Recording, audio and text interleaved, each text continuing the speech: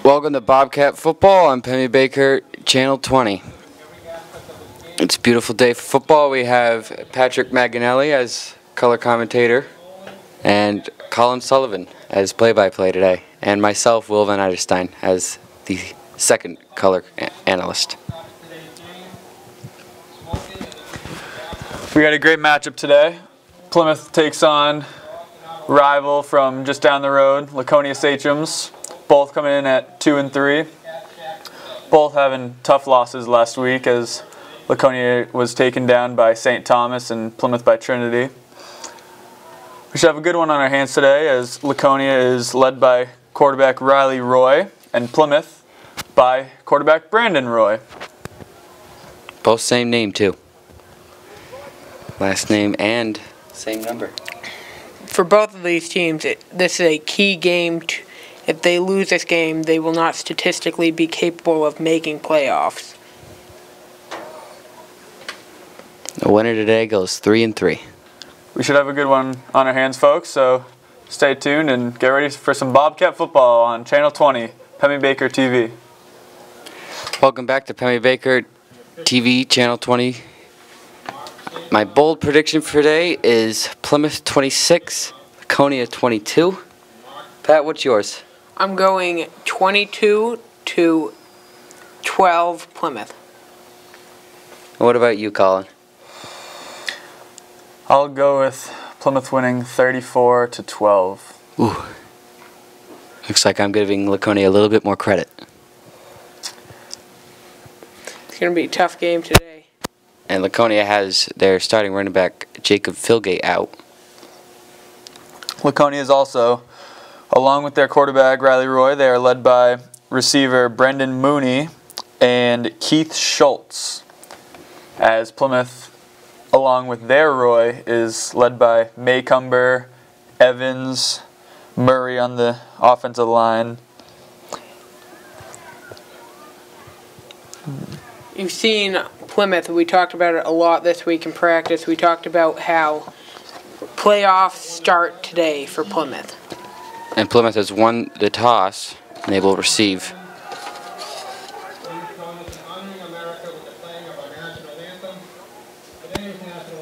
And now the national anthem, standard tradition in all sports.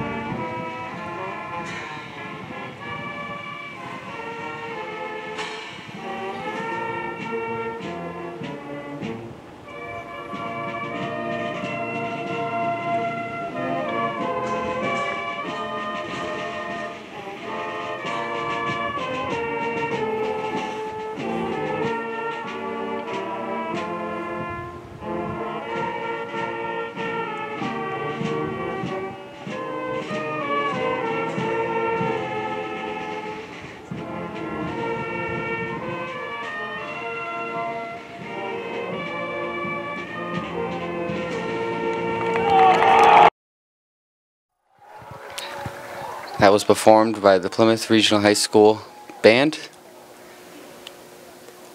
The weather today is about low 50s, 53 degrees. Just an absolute gorgeous day for football, as both of you have been on this team. And Pat, you're still on this team. So Pat, what have you seen in practice? This week we have started to focus more on defense. We've started to focus more on key players and started orienting our defenses around watching those key players and not letting them have a big game.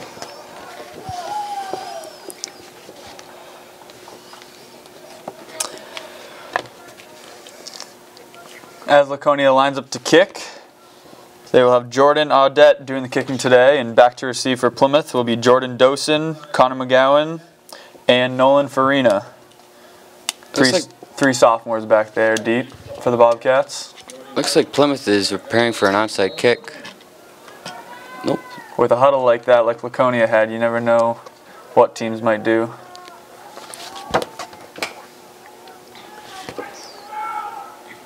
Do you remember against St. Thomas, they did onside Squib kick. Recovered by Drew Hodges at the 34-yard line. And Roy will take the field to lead this Bobcat on their first drive of the day. I assume it'll be a run to start the day off. Just like always here in Plymouth. Signature 212.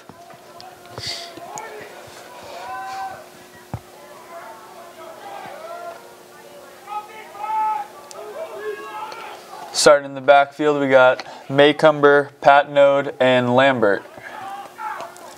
Motion to the left, hand off to Maycumber up the middle, and he gets stopped after a short gain of about 2. Laconia likes to put a lot of guys in the box, run a 6 front, and they kind of plug up our holes so we're not allowed to run. You know, a lot of talent on this Plymouth offensive line. Let's see if they can get the job done. We're along the left hash. About 2nd and 8 here.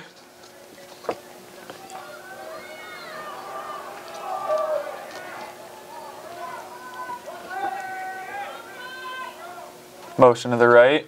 And it's a sweep to Farina along the right edge. And he gains about 3 on the play. Good play fake. You see 2 Laconia guys getting fooled by Brandon Roy there. That was an emphasis Coach Sanborn put on Brandon Roy this week, was making sure you carry out the fakes on all plays. Nolan Farina coming out. Lambert going back in for him. We're coming up on the right hash, about 3rd and 3 here on the 40-yard line for the Bobcats. Motion to the left. And it is Maycumber up the middle. Big hole. Breaks a tackle to the 40, the 30, the 20, trips up a little, keeps his feet, and is in for the touchdown. That's a way to start for Plymouth. Great way to open up this game. Garrett Maycumber coming off of a pretty okay week. Huge hole by that Plymouth offensive line. Maycumber coming off a 39 carry, 210-yard performance against Trinity. Picks up right where he left off with that 60-yard touchdown run. As Danny Carey, sophomore, comes on to attempt the extra kick. Multi-sport athlete. Oh. Ooh, false start on Laconia.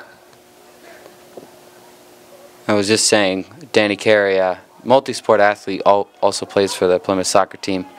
And Sanborn does not hesitate with grabbing Roy, discussing what they're about to do. And as Carey comes off the field, it looks like Plymouth will go for 2. Plymouth coming out with a different mentality than they've had in the last few weeks. Well, you got to try everything here. I mean, if you don't win this game, you're not going to make the playoffs. As Plymouth comes up to the ball, they're strong to their right side. Roy takes snap, hands off to Maycumber, and is stopped for a loss by Schultz. Keith Schultz, a captain on this Laconia team, a very big boy with a great football mind, comes up with a big stop there as the score is 6-0 with 10.5 left in the first frame. Let's see what Plymouth has to do in the kicking game here. I wonder if they're going to go for a squib kick, just like Laconia did.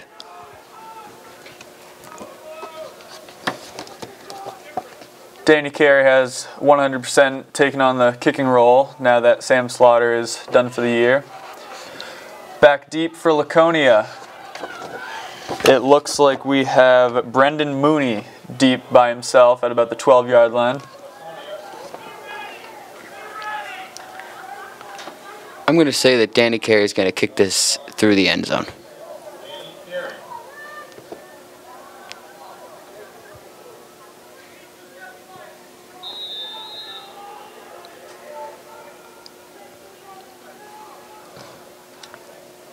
Good kick by Carey. Received by Mooney, brings it up the sideline. Ooh, nice juke. Gets stuffed. Brought down at the 30-yard line by Colby Moore. Now Laconia's Riley Roy will take the field and bring Laconia down on their first drive of the game on the 32-yard line. You have Donnie Hunter on that defensive line. He's a captain for this team. Roy's under center with I formation, split end to the right, handoff to Chison, and he gets stopped for no gain on the play. Tommy Hamill making that tackle. He's also another captain for this team. As Jason Murray comes to the game, he's another captain for this team as well. He takes out Tyler Morrison, a junior. We got Mooney split out right, I formation, split end on the left side as well. Roy tosses it out to the side. Ooh, big hole. Down the sideline and finally brought down. That was Chison on the carry once again for a big gain. Yeah, you can't have big holes like that if you're Plymouth, if you want to win this game. You just had a huge touchdown. You can't let him drive back down the field and let him answer. Osgood was able to push him out of bounds at the 45-yard line as Roy is under center once again. Mooney at the top, I formation. Roy hands off to Chison once again and is stopped for no gain on the play. Looks like Donnie Hunter coming up with the tackle. This game means a lot to both teams, considering Laconia and Plymouth is a long rivalry that's been going on for ages. Both teams are 2-3.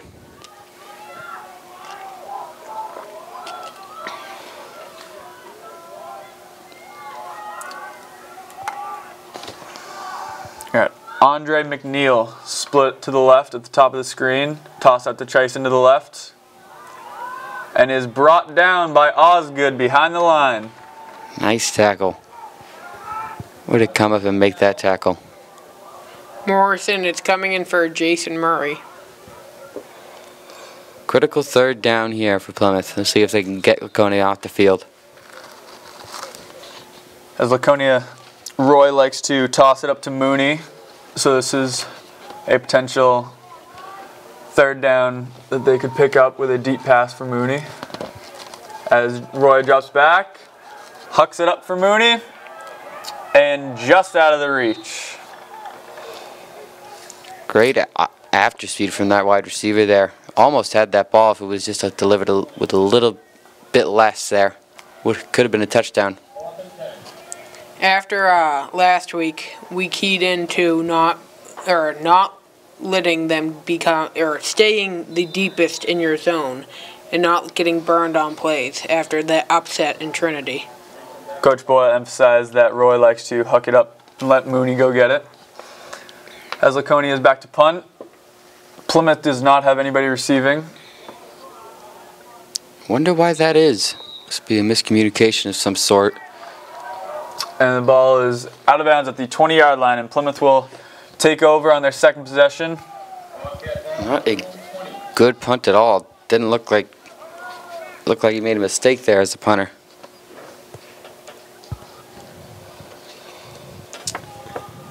This being a high school sport, communication between coaches and players is key. Yeah, you don't have the headsets inside the helmet like you see in the NFL.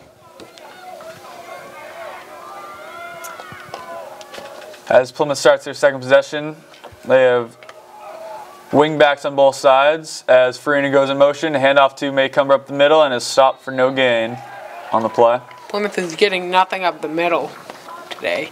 They've had better luck going to the outside.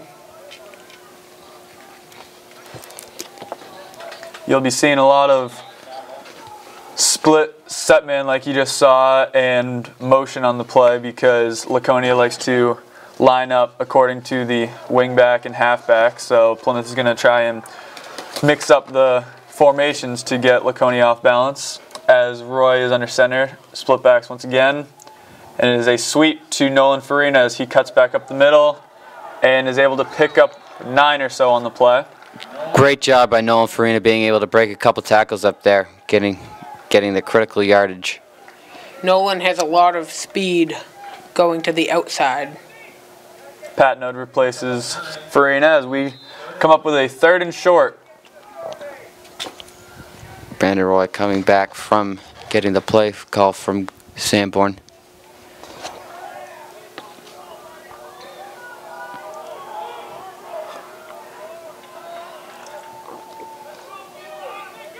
Wing set for Plymouth. Handoff to Maycumber, and he will pick up the 1st down. A lot more after the play, too. Looks like Roy was able to call his audible that he wanted and pick up the 1st down. Good job by Brandon Roy there, being able to read the defense.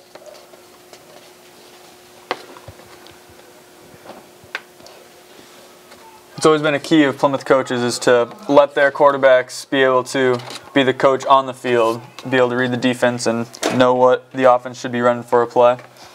Wing motion, Lambert comes across the formation. Roy hands off to Maycumber. Ooh, He's able to break a couple tackles, cuts across the field, spin move, and is able to turn what looked to be no gain into a gain of about 8 yards. Just another athletic play by Garrett Maycumber. Only a sophomore. You know, with 2 critical running backs out, John Morris and Sammy Slaughter, Garrett certainly gets his chance to shine here and impress the coaches. As McGowan comes in and replaces Maycumber, we come up with a 2nd and 2. Patnode goes in motion. Roy hands off to McGowan, and he looks like he got the 1st down, but was stopped just short after. See what the ref rules this ball. And it will be a 1st down. Such a tough game. Both teams looking to make playoffs, but they have to get through each other in order to do so. Limping Laconia player coming off. I believe that's Joseph Audit. Laconia, with not a big team to begin with, can't afford to have any more injured players. Plymouth again in that wing set. Lambert goes in motion. Counter back to Patnode, and he is stopped behind the line. That play didn't really work at all. No penetration from the line.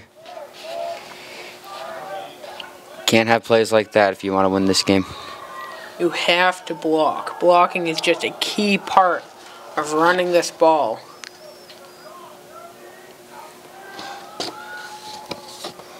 Along the right hash, we have 2nd and 11.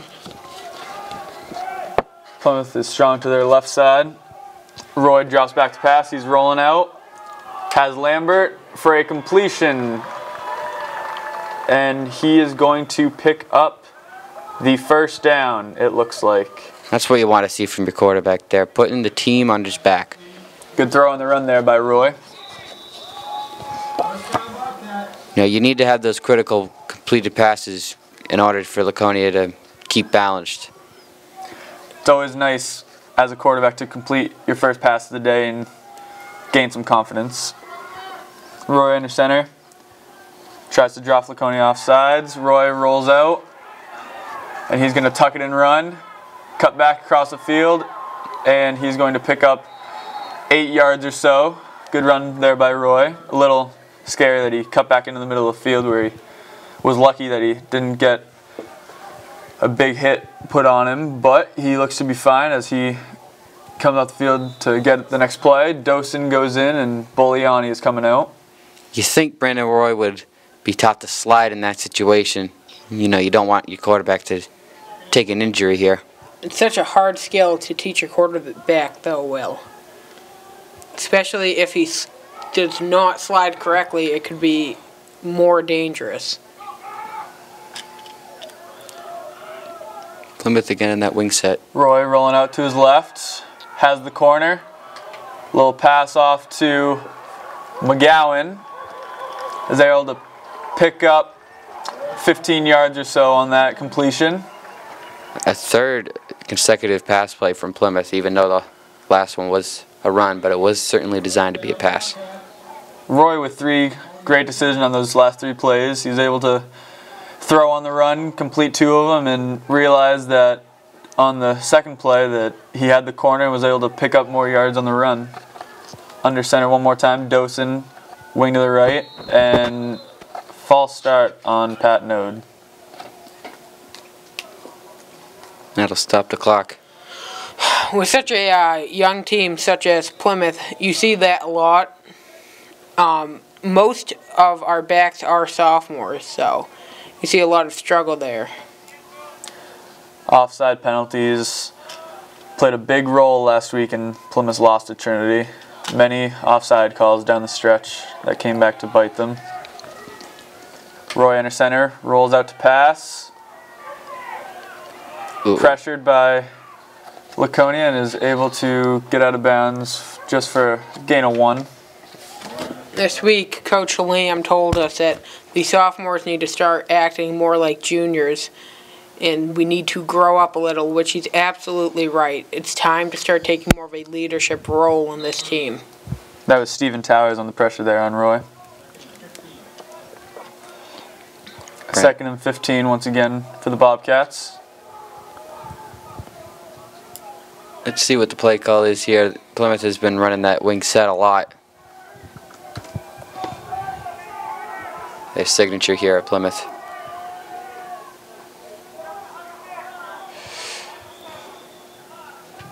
Plymouth's going to call a timeout. They had 12 men on the field. Lucky they didn't get called for a penalty for breaking the huddle with the 12 men. Once again, some confusion in that sophomore backfield. Yeah, you never want to take a timeout this early.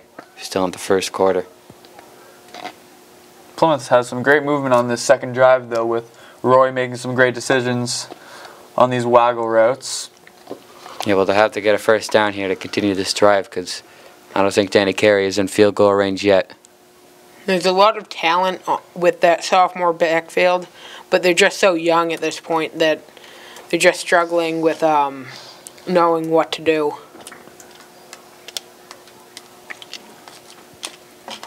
As we look in the end zone, we see some familiar faces down there. We see Jared Keel and Kyle Reisert coming back to support the team.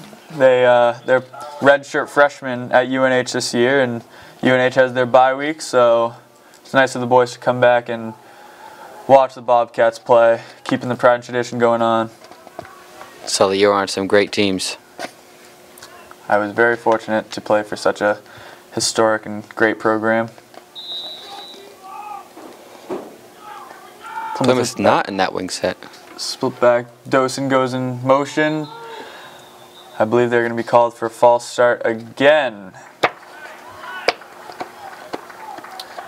That is going to bring up a 3rd and 20 for the Bobcats. 2nd and 20, I apologize.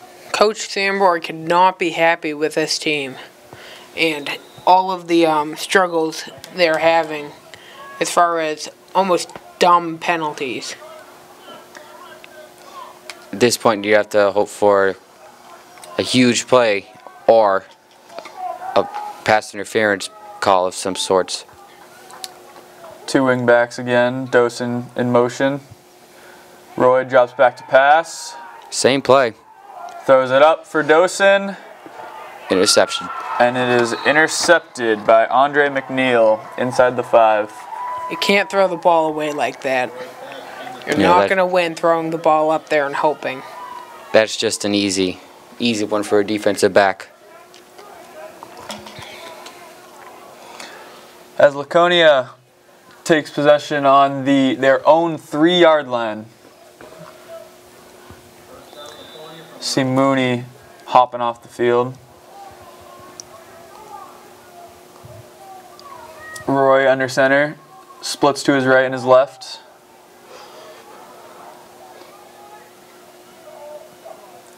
He's going to hand off to Chison up the middle. And he's going to break a couple tackles and bring it all the way out to about the 21-yard line. Big gain there by Chison. Oh, and a late flag coming up there. That might add more yards onto this play. You know, usually you see those late flags, it means that it's unnecessary roughness or something like that. Personal foul on the defense. That'll most likely be another 15 yards.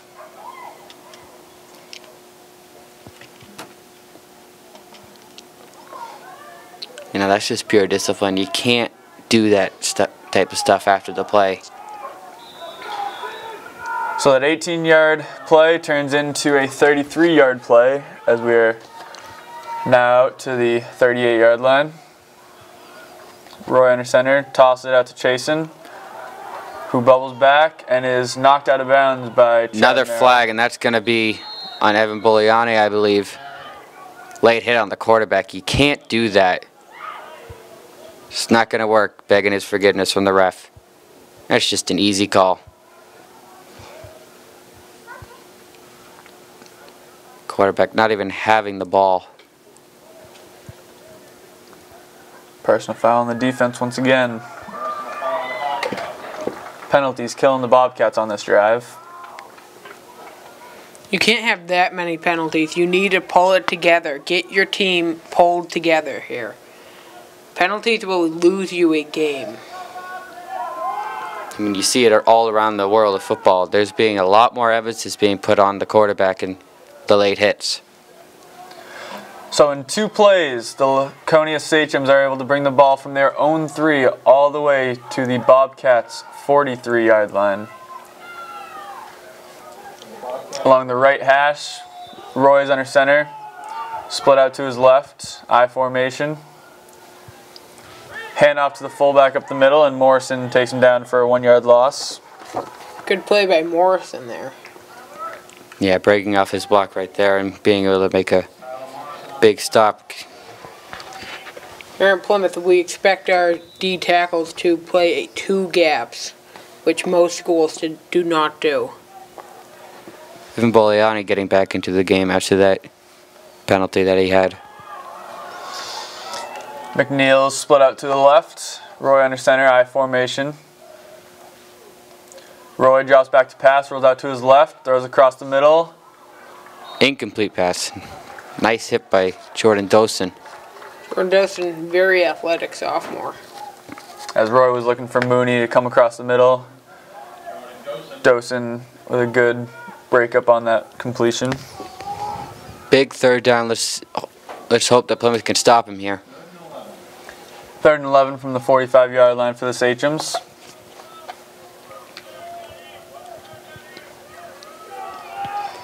McNeil split out to the left, Mooney to the right.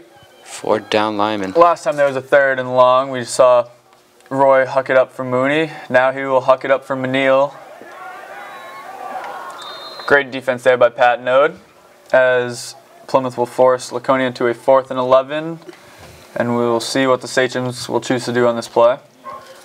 No, I don't know. This week, Plymouth was doing a lot of work with their D-backs after last week's loss. I don't know about you, but I was worried there on that pass play that we were going to get called for pass interference there. And if that happened, that would have gave them an automatic 1st down. Laconia will back to punt. Once again, no returner for the Bobcats. Could potentially be watching for fake. Punt bounces inside the 20. All the way down to the 15-yard line. With Chasen back there as the punter, makes sense why Plymouth has no returner, as Chasen is starting running back for the Sachems and could very easily run a fake on them, as the Sachems are always looking to do some trick plays to try and fool the Bobcat defense, as they have done in the past. Bobcats will retain possession at their own 15-yard line with 43 seconds left in the 1st quarter. So the 1st quarter will likely come to an end in these next 2 plays, assuming they're runs. Roy hands off to Maycumber off tackle to the left. stop for a short gain. That's Schultz on the tackle. Keith Schultz, leader of this defense for Laconia. Just a huge force of nature. Definitely tell where he is at all times.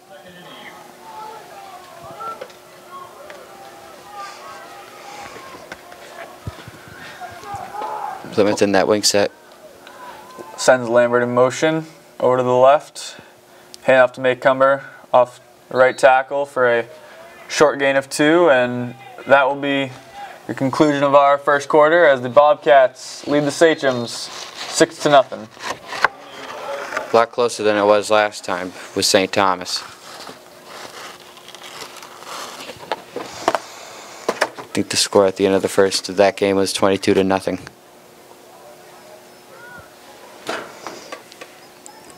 We'll see a switch of fields. Plymouth will take the ball from the other side of the field. Pat, what do you think of that first quarter? I think this is going to be a low-scoring game. You see a lot of big stops by both defenses. They start marching down the field, and then they just stop them. You know, critical penalties need to be put to a stop for Plymouth. Such a good first quarter here in Plymouth. Keeping the game interested. You know, you get to see this field that's surrounded by just pure beauty with fall coming around, leaves changing all around. Many state championship games have been played on this field.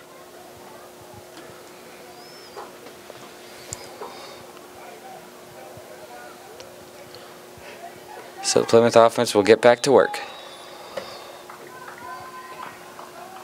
Roy once again with Maycumber, Patnode, and Lambert in the backfield. Roy rolls out to his left, has plenty of time to throw. He will tuck it and run. Schultz chases him down, but not before Roy is able to get the first down. Once again, a great decision by Brandon Roy that he saw he had the corner, so he was able to tuck it and run and gain another first down.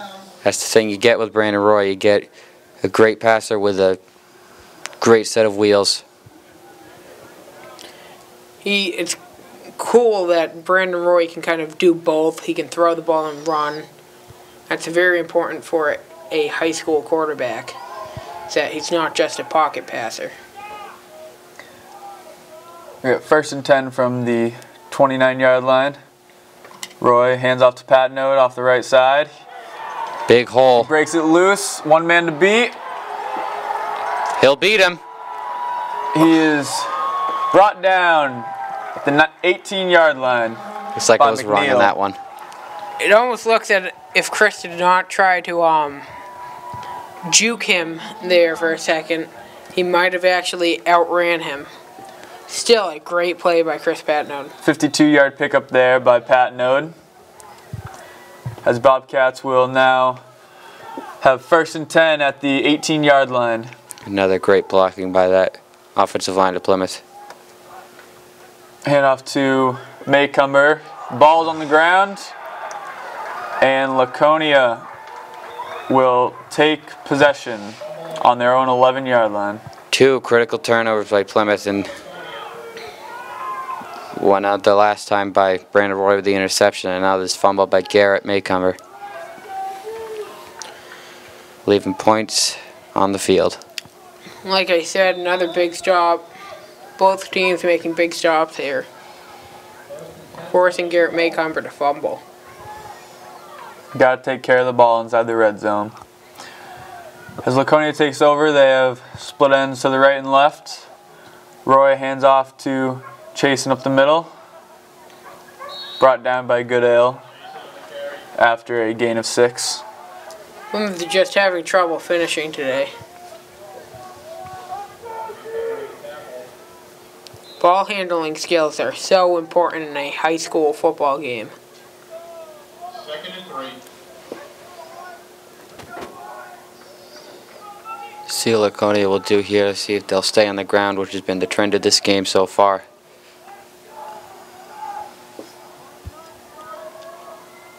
Roy hands off to Chasen up the middle. Is brought down, but it looks like he has gained the first down. I did not think I would see in this watching this game Plymouth outpassing Laconia.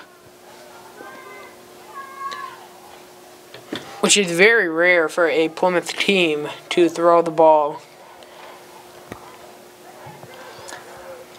We have 1st and 10. McNeil split out to the left. Looks like maybe Mooney to the right. Roy with a handoff to Chasen and a short gain of 2.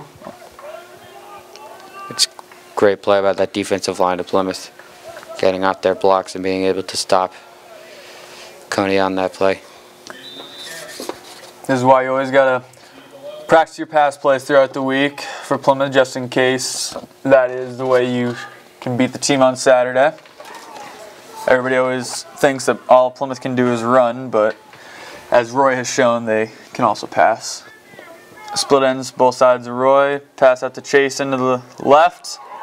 And brought down by a pair of Bobcats. Zach Osgood on the play. What an athletic play, getting through his blocker and making that play. Zach Osgood and Tommy Hamill on that gang tackle.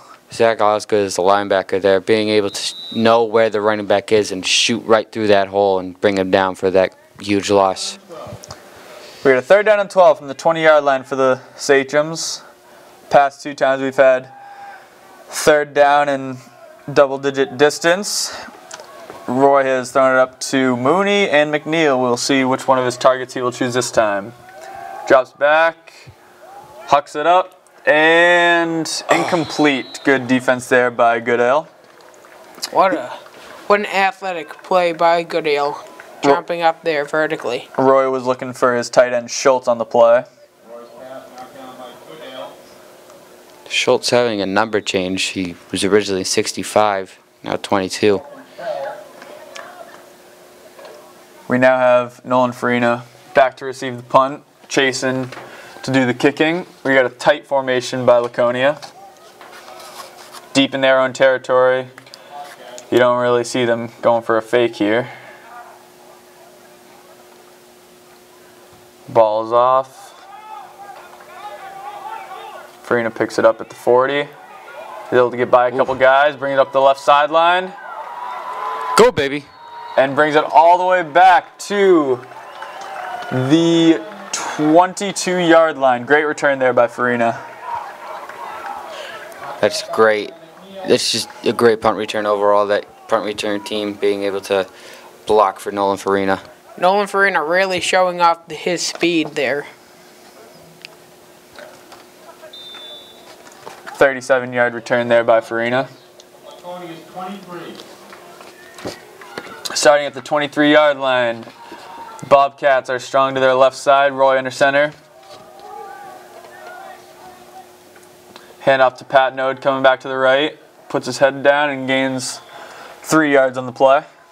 Counter play there by Plymouth. Let's hope that Plymouth can actually keep the ball and score.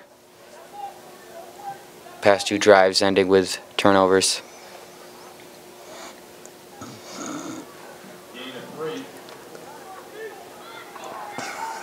Second and 6 on the 19-yard line, middle of the field. Offset formation by the Bobcats. Lambert comes in motion. Roy hands off to Maycumber off the right tackle. Brought down by 3 defenders after a gain of another 4 yards. Gonna have a 3rd and short. It was a tough block to make for Wesley Lambert.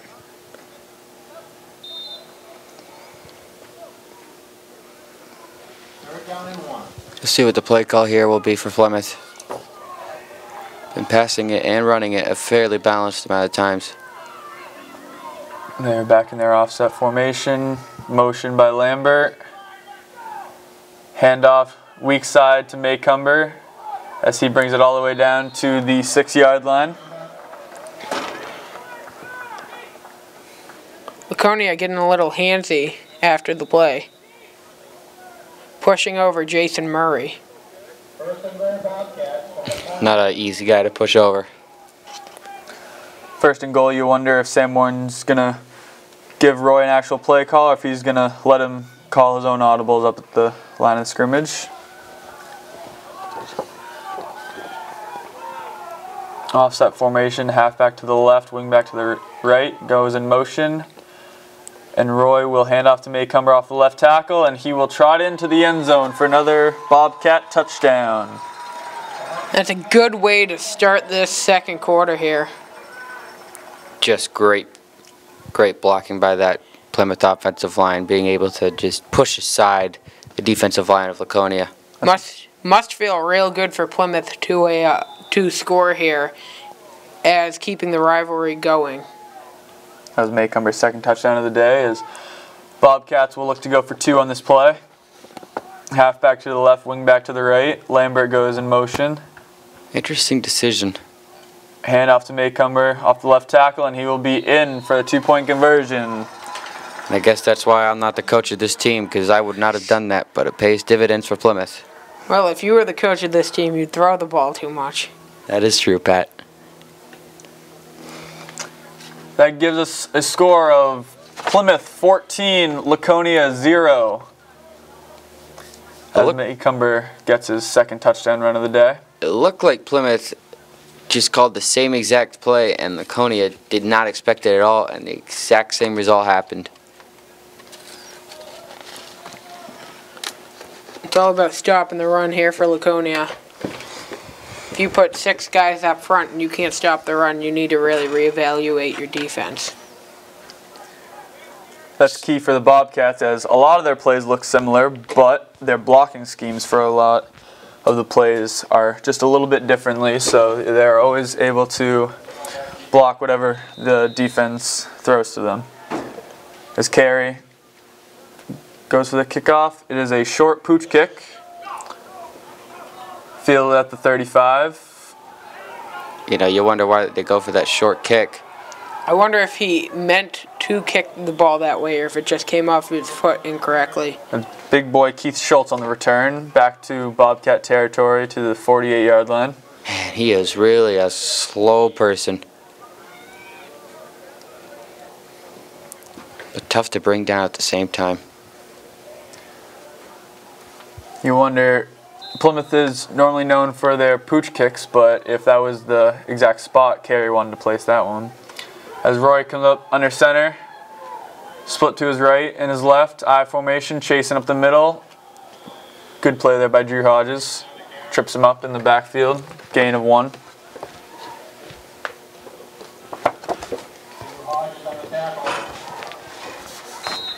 Plymouth has been going with a 3-down lineman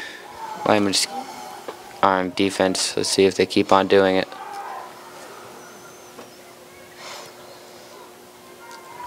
Second and 9. Jordan McCray split to the left. Roy drops back, quick out Wide route. open. Out route to Mooney.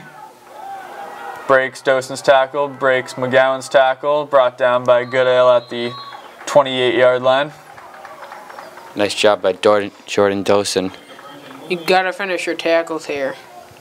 It's such an important role for these D-backs as they have to clean it up.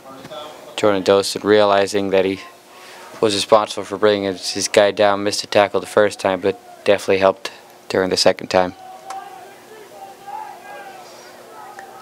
Mooney split out to the left, McCray up top. Roy hands off to Chasen up the middle, bounces to the outside, and Roy's able to bring him down after a 5-yard gain. You know, you can't let Laconia drive down the field and answer here. I mean, it helps if that you have that 2-score lead, but you don't want to give Laconia any motivation.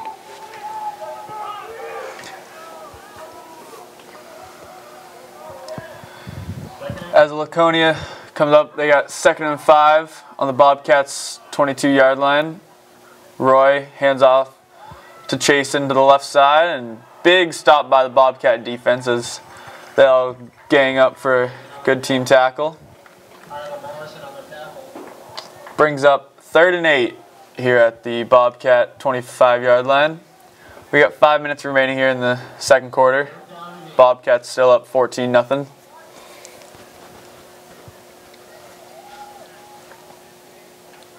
big third down stop here for Plymouth. Let's see if they can bring Laconia to a halt here. Tyler Mitza is split out to the right with Schultz at tight end and McNeil down left. Roy drops back to pass, finds Schultz over the middle. Spun around a few times and he fumble! I wonder who recovered that here. Fumble picked up by the Bobcats. Huge play there by the Plymouth defensive backs coming in and knocking that ball loose. Laconia must be getting frustrated here.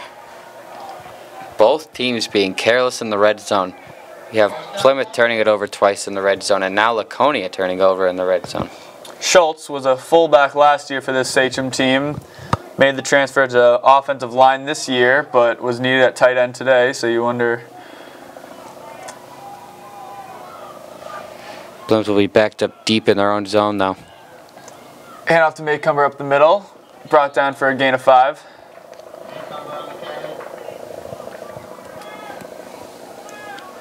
You know, Plymouth had just been having their way with Laconia this whole game. The offensive line just tossing Laconia around like they're a bunch of rag dolls.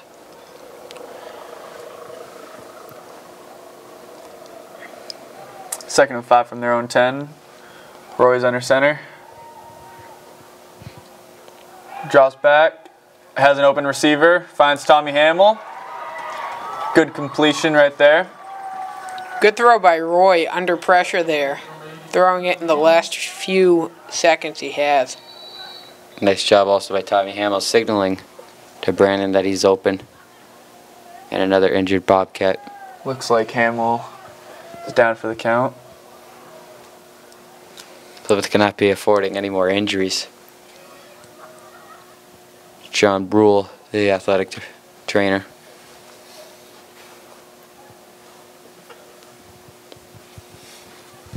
Team doctor for this team, Dan O'Neill.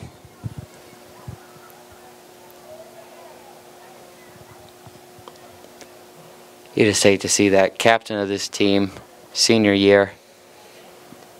Especially at this point in the season. Hamill's up and he looks to be fine, just a little shooken up. He might have gotten the wind knocked out of him. Tough kid is he's also the very good wrestler here at Plymouth.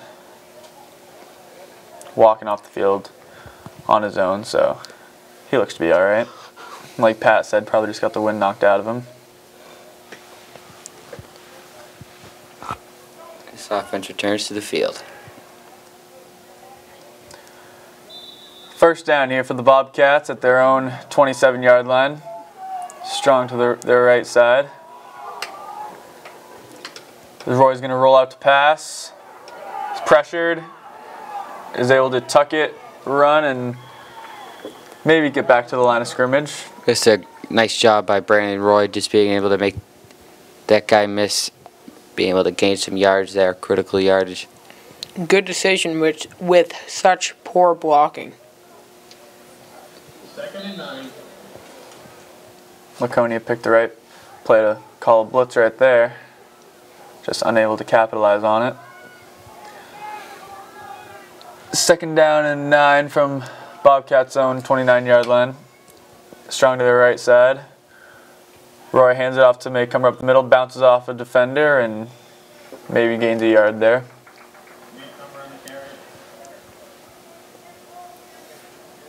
See if Plymouth can convert this third down. They've been pretty good on third down this game so far.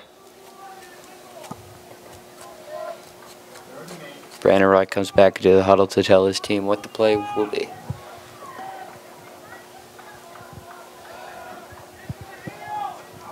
Aaron Evans as a center. Bobcats line up strong to their left side. Roy will roll out to pass. Will throw it out of bounds. Great decision there by Roy as he was under pressure. You hate to see the clock stop, but you'd rather the field possession is more critical at this point in the half. So Zach Osgood will come out to punt. Chasen is back to receive for the Sachems.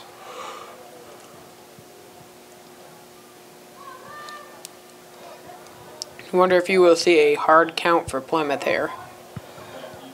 I can't imagine so. You wouldn't even give them a first down. Evans barks out the calls, snaps to Osgood. Punt is away. Decent punt by Osgood. Fair catch called by Chasen. Received at the 35-yard line. Laconia came pretty close to blocking that punt. You have a man on the edge coming completely unblocked. I think that was Schultz.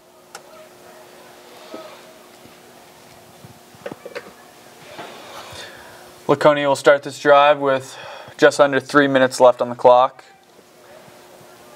Starting at their own 35-yard line.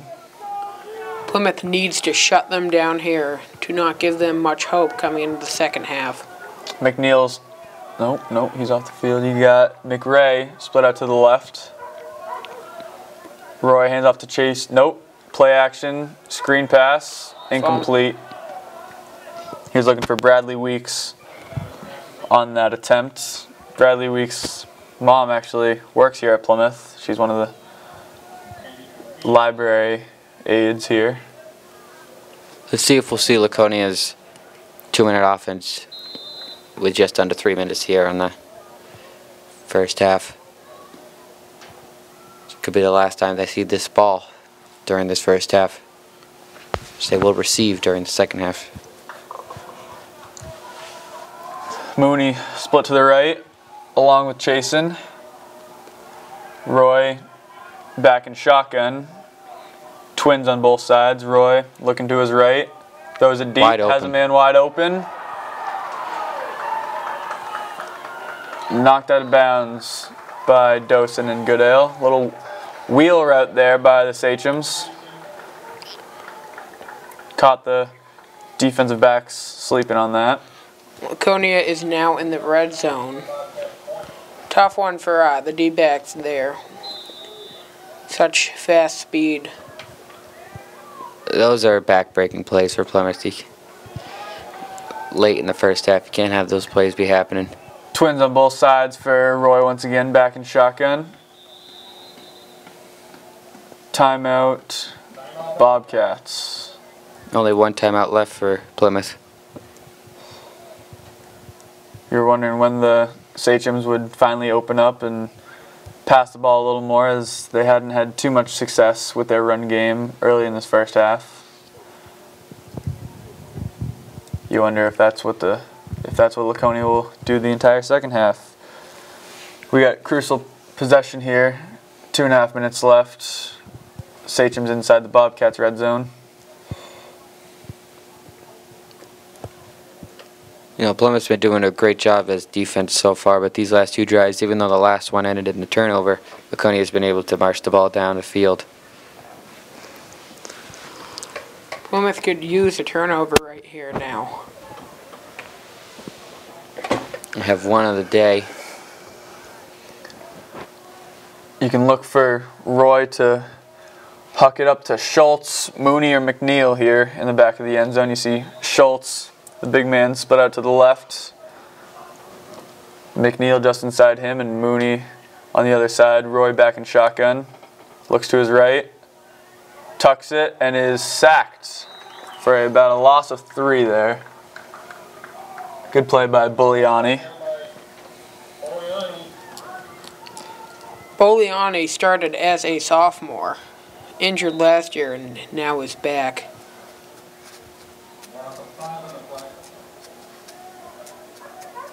And that'll keep the clock moving here as we approach the 2-minute warning. 2nd and 15 here from the 25. Roy back in shotgun, twins to both sides. Looks to his left, throws to his left across the middle, and almost picked off by Tommy Hamill there. Such an important game for both teams. Strange game as you see Laconia almost committing a second turnover in the red zone. That would have been 2 for each team.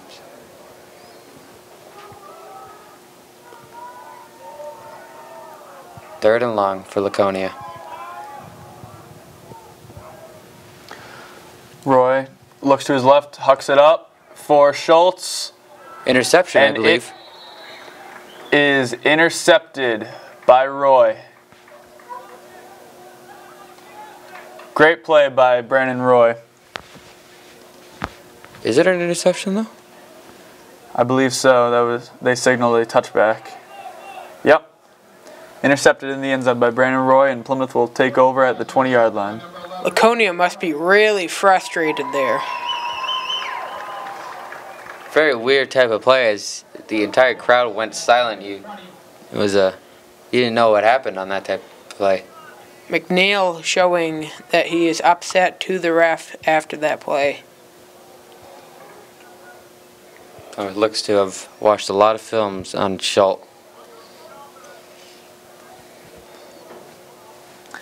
That's what Coach Boyle was stressing to the defensive backs all week, how Roy doesn't really like to read the defense as much as just throw it up to his receivers and let them go get it.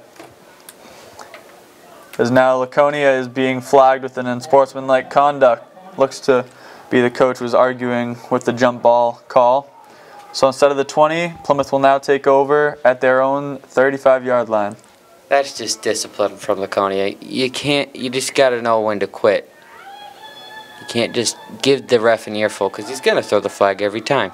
Especially if you're a coach, you need to set a good example for your players. Taking over at the 35-yard line, Plymouth strong left side.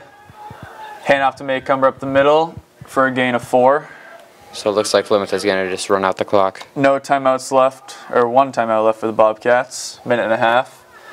2-minute offense here. Roy drops back to pass. Oh, and a big Will that be a late hit? Flag. Yeah, it will be a late flag. Great job by Brandon Roy to get out of bounds there before Laconia would go to hit them. That's just undisciplined again by Laconia. You can't hit the quarterback when he's already out of bounds. And that really started, as far as it goes, like the coach starts arguing with the ref, and now you have a late hit. It's so unsportsmanlike. Hit doesn't seem to shake up Roy at all, though. He's back on the field. Big turn of events there as Laconia has the ball inside the red zone, and now a minute later, Plymouth has the ball on the 44-yard line of the Sachems. That's just unsportsmanlike football there. 1:15 left. Roy, hand off to Patnode. Stop for a big loss by Bradley Weeks there, but the clock keeps going. Plymouth hurries back to the line. Very strange play call when you don't have any timeouts left. And with 1:15 left, you decide to run the ball. 2nd and 12. Roy drops back to pass. Great blitz pickup. Throws it up to Dosen, and it is Intercept. picked off by Chasen. Nope, that's McNeil on the interception. So the late flag looks like it'll be on Laconia. You can't throw that if you're Brandon Roy. Double coverage. 2nd interception today by Brandon Roy. I don't know what he was seeing there when he decided to throw that ball. Kind of reminds us why we run the ball. Sometimes you got to take chances, though. 40 seconds left, midfield. You got to think of that play as another punt, because now Laconia takes it deep in their own territory. Refs having a discussion over this flag.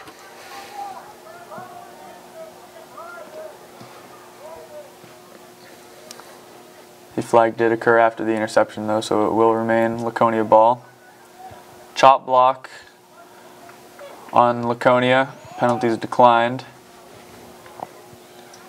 But there's 2 also penalties. a holding penalty on Laconia.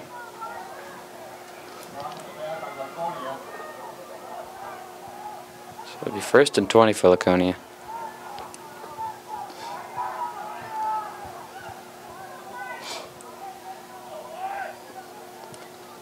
So we'll wait for the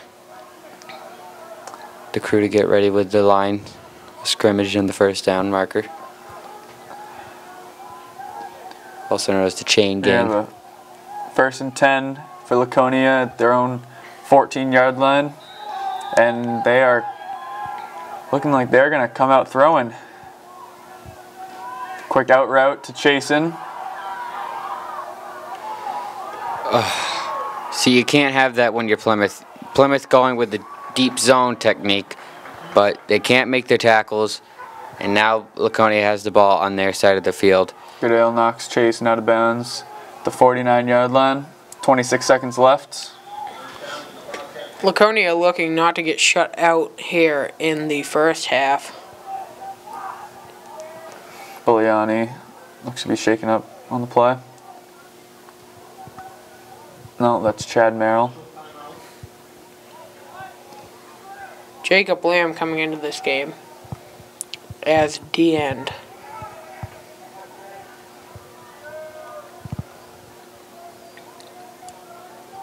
You know, Laconia is going to have a chance to maybe throw a Hail Mary. This quarterback can throw it into the end zone from here.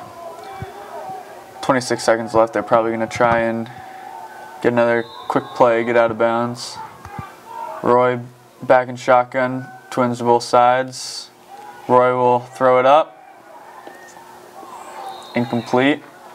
Good defense there by Pat Node and Dosen. Dosen just showing his athleticism again with that high jump.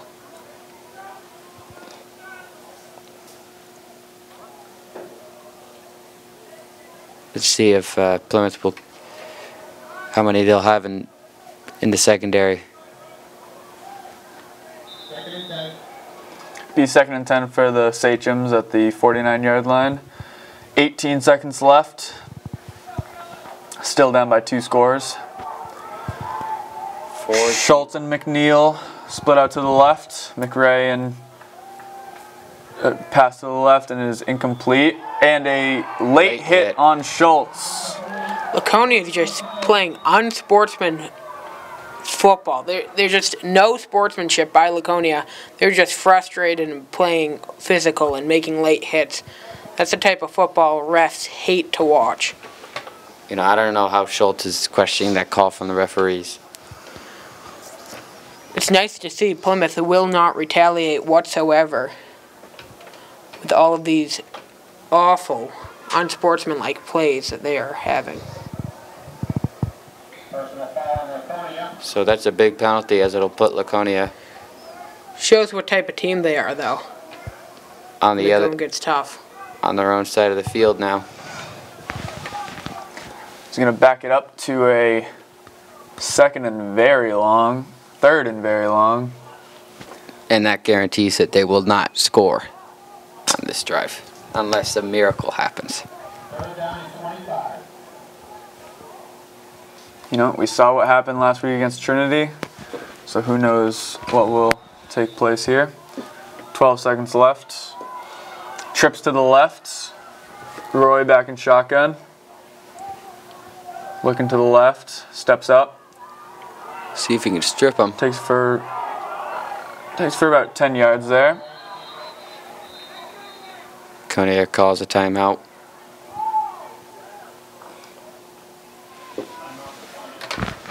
Zach Osgood was a little slow getting up there. Very strange first half, as you could see a lot more points on the board from both teams, but turnovers keeping it only a 14-0 game. Brandon Roy throwing 2 interceptions and Garrett Maycumber having a fumble. 2 of those turnovers were in the red zone for Plymouth, and Laconia also having 2 turnovers in the red zone. Ball will be on the 50-yard line, middle of the field, on what will most likely be the last play of the first half.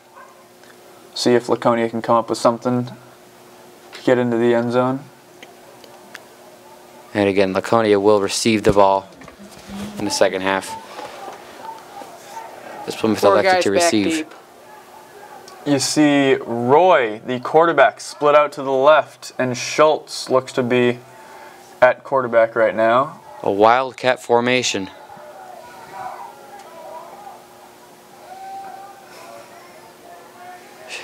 Schultz hucks it deep.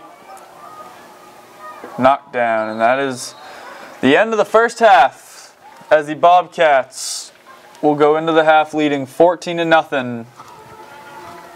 Garrett Maycumber with a couple touchdown runs, but turnovers and penalties are the story of this first half. We'll see if the teams can clean it up and play some much better football here in the second half when we return. On Pemmy Baker TV, Channel 20.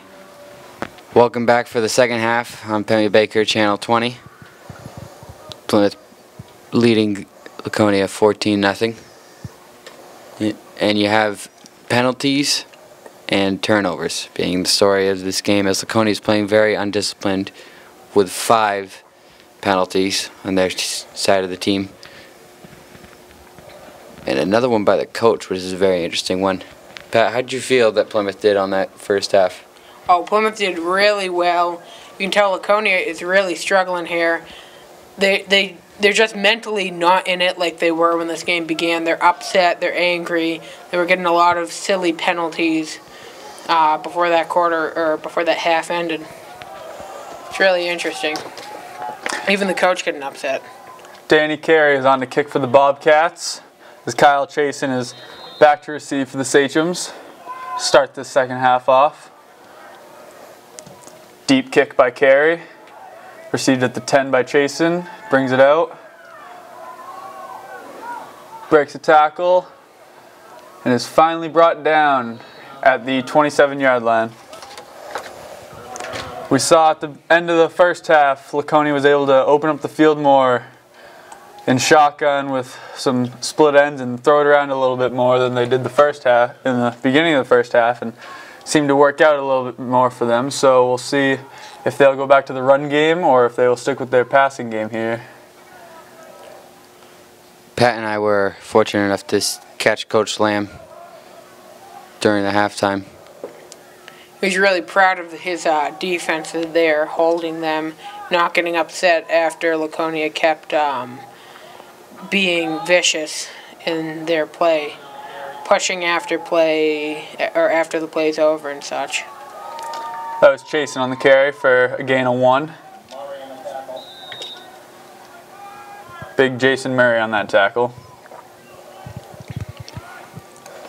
Mooney is split out to the left. McRae to the right. Back in that I formation, Roy under center. Little defensive shift for Plymouth. Roy back to pass. Finds Mooney on a quick out to the left. Knocked out of bounds by Dosen. At about the 45-yard line. It's Tommy Hamill on that coverage, just not being able to get quite up there to knock that ball away. Laconia looks like they've kind of regrouped and are not as upset as they were. Mooney split out at the top of the screen. McNeil at the bottom. Hand off to Chasen, cuts back to the left, and Donnie Hunter trips him up for a gain of 1.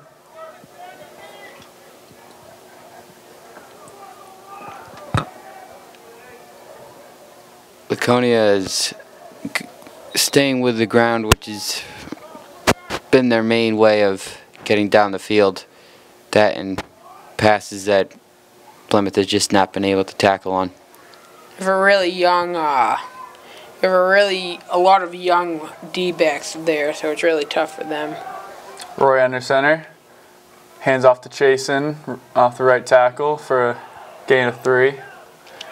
Chasen doing the ball carrying every time for the Sachems. He's been the only one getting the carries today. Once again, like we said at the beginning of the broadcast, that's because Jacob Philgate, another starting running back for the Sachems, is injured today. Both of these teams having injuries to their running backs, with Plymouth having John Morris and Sammy Slaughter. As Chasen goes off the field, you wonder if Laconia will pass on this 3rd and 5. Roy back to pass. Quick out right.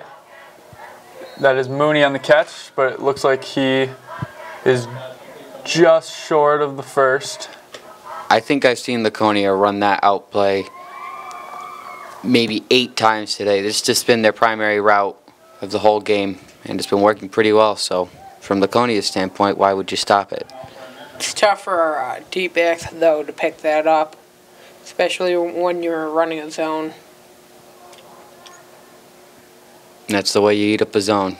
Short passes and let your receivers get yards after the catch.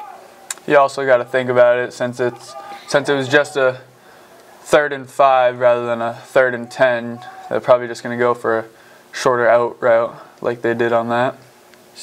Looks like Laconia is going to be short, so they measure the ball. 4th and inches here for the Sachems. I wonder if they're going to try running it up the middle. Chasen does not look to be in the game. Let's watch for the hard count here from Laconia. Watch for also Roy for a quick sneak. Looks like you're right. Roy will get the first down and move the chains.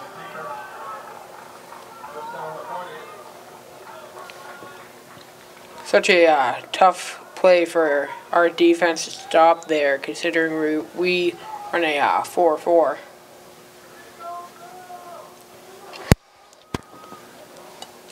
First and 10 here for the Sachems at the Bobcat 45-yard line. Mooney split to the left, McRae to the right. Offset I formation for the Sachems. Handoff is to Chasen on the left side. Big hole there made by the Laconia offensive line. That was Greenwood on the carry, Cody Greenwood. Now Chasen comes back into the ball game as Greenwood takes a break.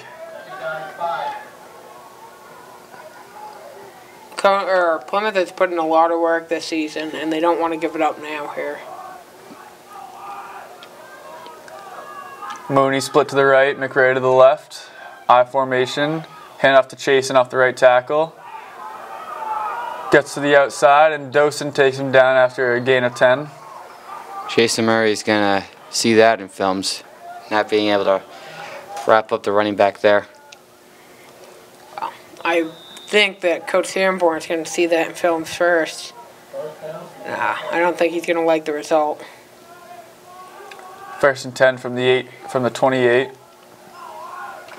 Drew Hodge is getting called off the field.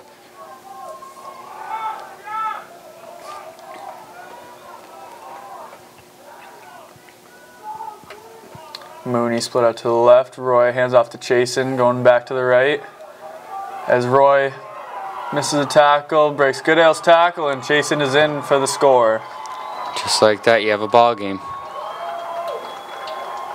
You know, Pat and I, when we listened to Coach Lamb talk in the locker room, stressed to his defense a lot to stop them on this first drive and end it for Laconia.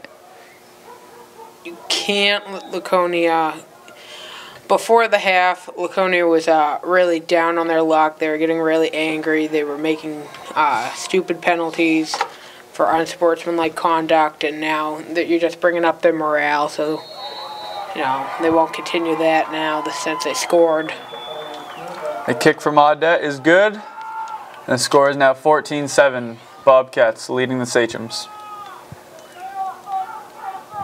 Solid first drive there by Laconia.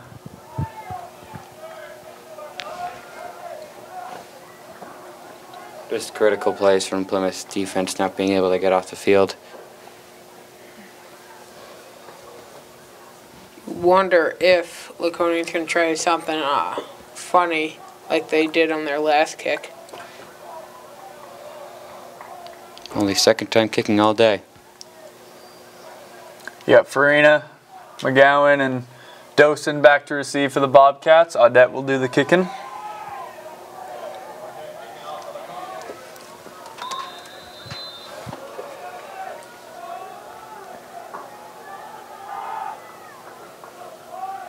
It's a short little pooch kick. The onside kick was recovered by Laconia. Great placement there by Audette on that little pooch kick right over the first line. If you're Plymouth, you just can't have your heads held down low because you still got a lot of football left to play here. Well, Plymouth had a great first half. It's like they're not riding the wave over halftime. They just really need to bring that intensity into the second half and hope that they can shut down Laconia here and get a W.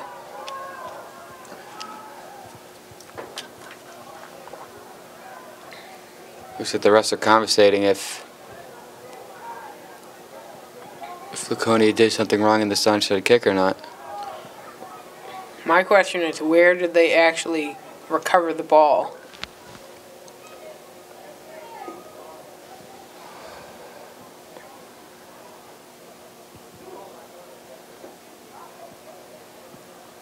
Ooh, big penalty. Will Laconia keep the ball?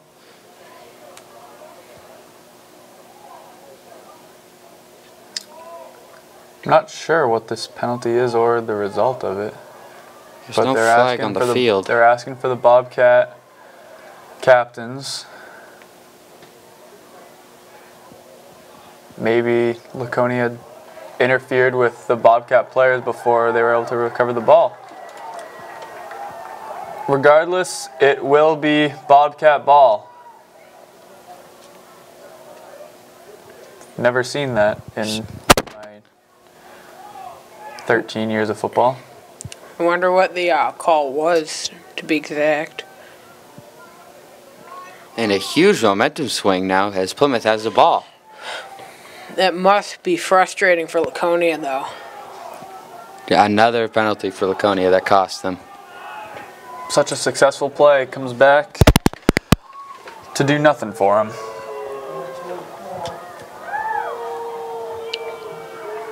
Some boos in the crowd here. They do not like the call. Refs taking a lot of time. Laconia fans are not being quiet here.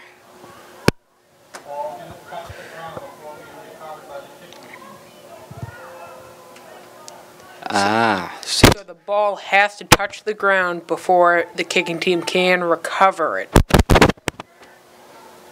Interesting. The Bobcats will start this next possession on the 44-yard line.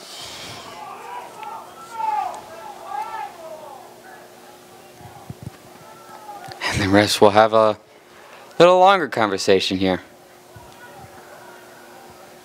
Such confusion by the referees here. Well, they're just trying to do their job and get this ball where it should be. It's probably one of those little rules that they have to pull out their rule book for. What a great thing, though, these referees come out and help ref a high school football game. Great to give back to the community like that. No matter if Laconia thinks if they're wrong or not.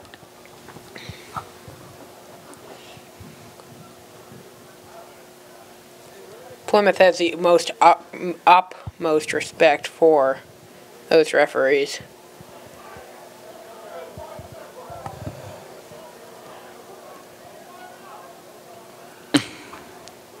Tough thing as a broadcaster, you don't really have much to talk about when the refs are huddled up like this. Makes it really hard to keep the game flow. So we can go on about his high school career.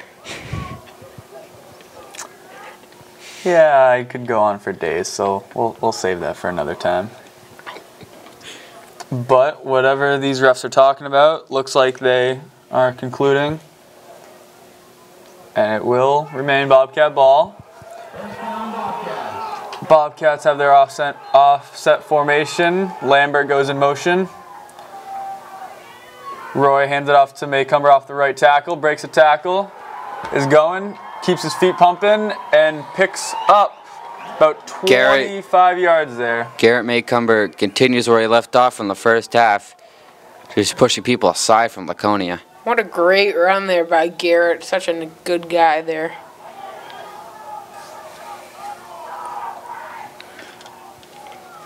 It'll now be 1st and 10 for the Bobcats at the 33-yard line. Strong left for the Bobcats. Handoff to Maycomber up the middle. Brought down hard after a gain of 3. Schultz on that tackle. Bobcats have just been taking advantage of that outside because they put 6 guys on the line. Really like to jam up the box. And as Plymouth approaches the red zone here, let's see if they can keep the ball in the red zone. It'll be critical to see if they can score here. Even a field goal, as that would put them up by 2 scores. Lambert in motion to the left. Hand off to Maycomber off the left tackle, bounces it outside. Schultz meets him after a gain of 3. We got a flag on the play. Tough to tell who the flag will be on. Guess it's going to be on Laconia. I wonder if it's 8. Holding on the offense.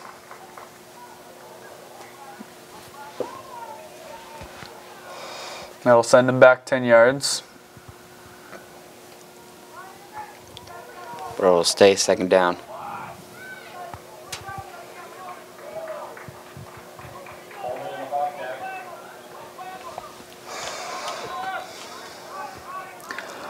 Brings up a 2nd and 14 from the 37-yard line, 38-yard line. Plymouth has been passing the ball a lot. Let's see if they do it here on 2nd down and long. Lambert goes in motion. Toss out to Maycomber to the right. Missed block. Short gain. It's going to bring up 3rd and long. So now this is a must-pass situation for Plymouth. They ended up missing a block, which really made that play crumble.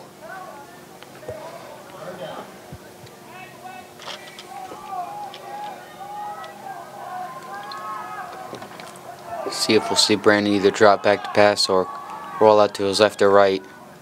Roy drops back. Has a receiver. Nope. Incomplete. That'll bring up 4th and 13. Even though it resulted in an incomplete pass, nice to see Brandon not give up on, even when he has the defense on wrapping up his legs, being able to get that ball off. Such a tough play for Brandon there. Osgood will be back to kick. Chasen back on his own 7-yard line to return. Evans barks out the calls. Snap, good to Osgood. Punts it away. And Chasen will let it roll into the end zone for a touchback. Schultz having another opportunity to block that punt. I don't know if that's just him just jogging on that or just not giving his, this looks like he's not giving his all in that play. Nolan Farina really hustling down there.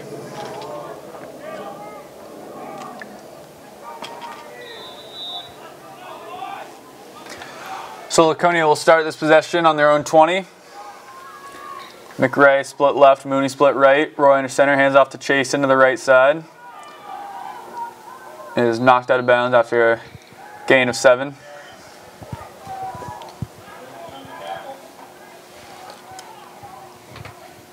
Coney is a real scrappy team. Proved today was about 6 penalties. They don't like when things don't go their way. They get really upset. Even their coaches. Offset eye for the Sachems. Roy hands off to the fullback up the middle. Looks like he will pick up the 1st down.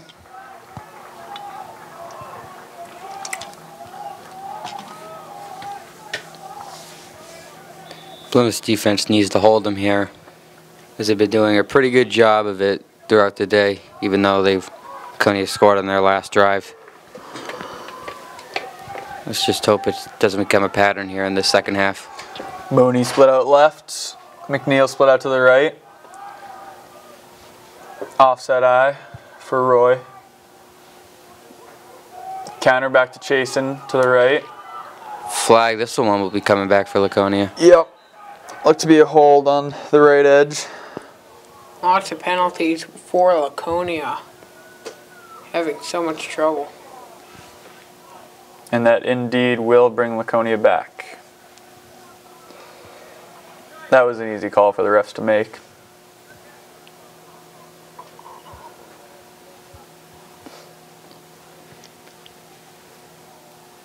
At what point do you think Laconia will ever become aware that what they're doing needs to be fixed? Because doing this just is resulting in penalties. Well, I think they're aware, Will, but I don't think that they honestly care. Such is the Laconia way. We got first down and 20 from Laconia's own 21-yard line. McNeil split to the left. Mooney's in the slot on the left. Look for the ball coming to the left, and there's the pitch. Chasing. Gets to the edge, and it looks like we might have another holding penalty on the Sachems.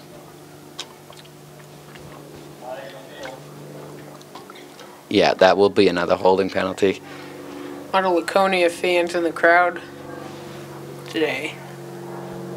The Bobcats would love for your support in their home games, for you to come and see them live. We got a penalty on the Bobcats. We jinxed them. Will that result in an automatic first down?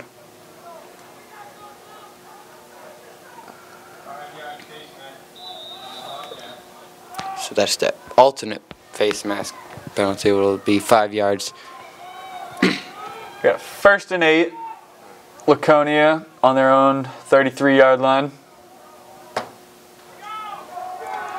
Mooney split out right. McNeil to the left. I formation. Roy drops back to pass. Quick out to Mooney. And Dosen wraps him up. Gang tackle for a gain of about 10.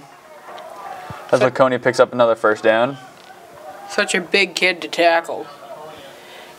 Surprised there that usually when you have a group tackle like that, not a single Plymouth player tried to strip that ball, as happened a previous time with Schultz.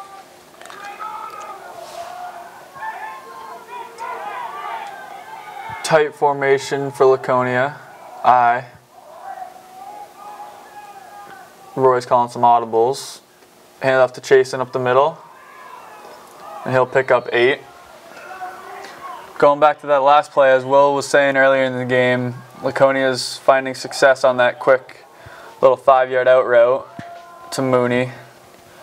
So look forward to seeing some more of that. Hopefully the Plymouth defenders can come up quicker and make a better play on it. We got second and 2 here. I formation, tight. Hand off to the fullback. Stopped at the line of scrimmage for no gain. Critical third down here for Plymouth. Nice job by the defense for Plymouth. Everything about this game is critical. This game, once again, I'm going to say that this game will decide if both of the teams have a shot of even making playoffs. We see Chad Merrill head back into the game after getting shooken up in the first half. Jason Murray leaving the field. Mitza split out to the left, Mooney to the right. Hand off to Chasen up the middle, and he will pick up the first down on a gain of 3. Ran into his own blocker there.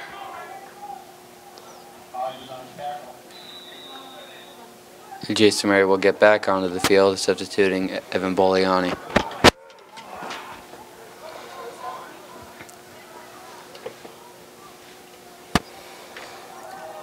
Correction, Chad Merrill. First and 10 from the 43-yard line. Roy, counter back to Chase into the left side. Gets the corner. Still going and gets knocked out of bounds at the 23-yard line. This Plymouth defense looks pretty gassed. They've been on the field for quite a long time here in this second half.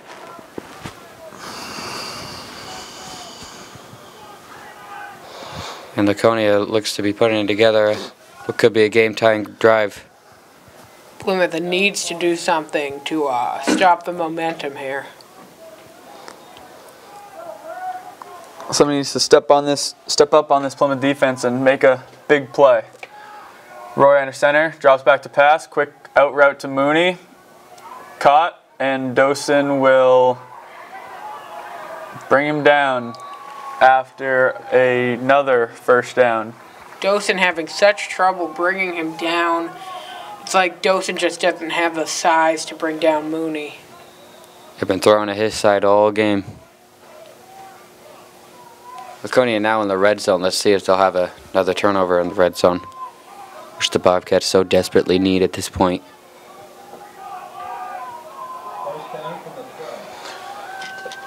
First and 10 from the 12-yard line. Roy under center. Hand off to Chasen off the left tackle. Tripped up for a gain of 3. Correction, that was Greenwood on the carry.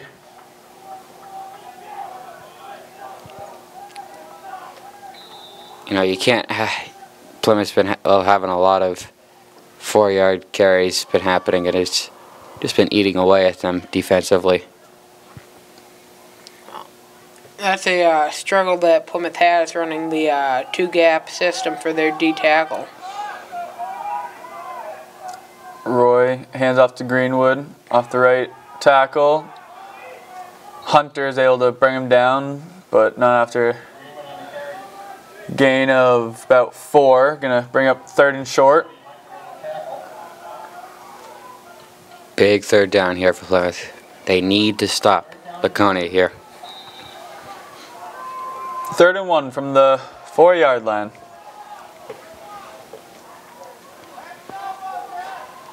As the crowd comes alive here, trying to spark something for the Bobcats defense. Laconia will let this time run out as the 3rd quarter has come to an end. And heading into the last frame, the Bobcats still leading the Sachems 14-7. You know, you've seen a very low-scoring game, a lot of turnovers, penalties. Running the ball has become a priority from Laconia. They've really found a rhythm here, which seems to be 2 runs, pass on 3rd down. You've just seen a big struggle with Laconia. Laconia just keeps getting like 3 or 4 yards each carry. Plymouth runs the two-gap system, meaning the D-tackle has to control the A gap between the guard and the tackle and the B gap between the guard and the center. And the teams will be switching sides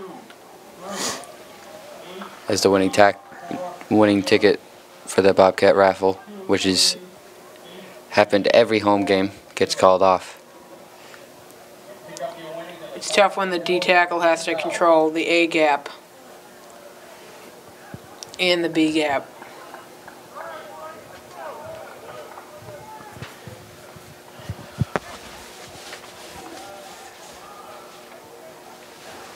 As we start this 4th quarter, Laconia will have a 3rd and 1 from the 4-yard line going in.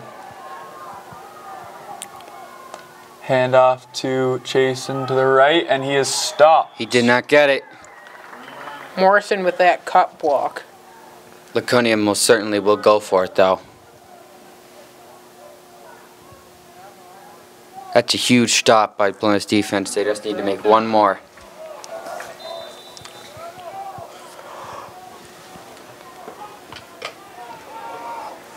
See if they have the stamina left to do it. Big play here for the Plymouth defense. Gotta watch that QB sneak. Mooney split to the left. McRae to the right. Offset eye. This crowd is coming alive. Hand off to Chasen off the left edge, and he will scamper in for a touchdown. His 2nd of the game. Well, the Plymouth offense is going to have to come back onto this field and have a long drive for a touchdown.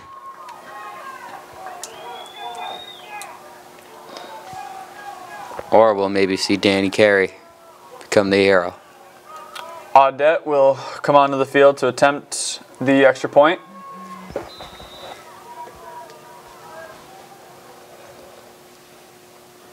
And it is blocked. Garrett Maycumber comes up huge, makes a great play to keep the lead in the Bobcats' favor. You never really see that in a point after attempt in football. Point after attempts are considered just another kick. Very easy to do, but Garrett Maycumber comes through and denies Laconia, and now Plymouth has a 1-point lead, 14-13. Well, Will, it's really tough, especially for a high school or for high school athletes. You know, just the long snap itself is a big risk. Now let's see what Laconia will do on the kick. With just over 11 minutes left here in the fourth, Bobcats lead 14-13. Audette on the kick for the Sachems as Dosen, McGowan, and Farina are back to receive for the Bobcats. Past 2 times Audette has kicked off. We have seen little pooch onside kick, so we'll see what they got in store for them this time. Once again, a little pooch kick. You saw a fair catch from Plymouth. That is Isaiah Crane on that. Fair catch. Good play by Isaiah Crane. Not letting Laconia get that ball back.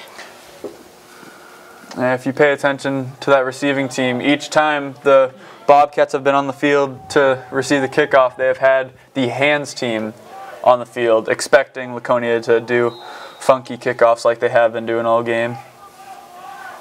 The goal of the hands team is just to get the ball. Plymouth has their offset formation. Pat Note in motion, handoff to Maycumber, left side.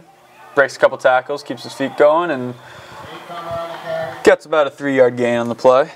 Garrett Maycumber is just such a strong running back there, getting quite a few yards after initial contact almost every time. You're going to see Laconia stacking the box here because they know that Plymouth is going to want to run here. 2nd and 5 from the 43-yard line. Roy under center. Hands off to Pat Note, coming back to the left, gets the edge. Flag on the play. I think that's going to be holding on Plymouth.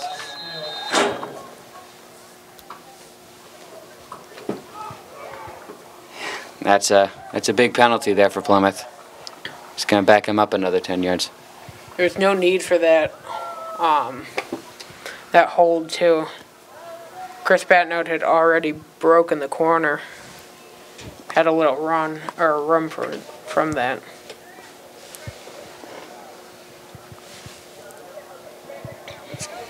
So now Plymouth will need a big play here to get a first down, a critical first down. After that penalty, we now have 2nd and 14 from the 34-yard line.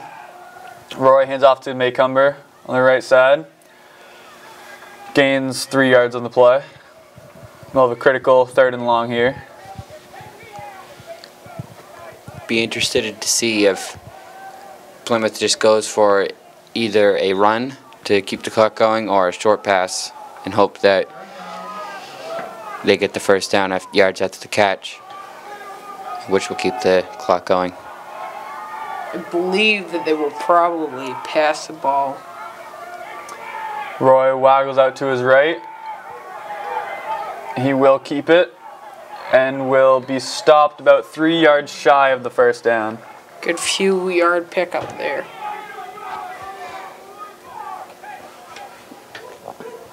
And the punt team is sent on for the Bobcats.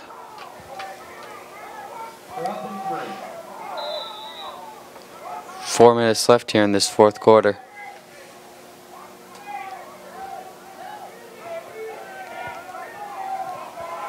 Osgood back to punt.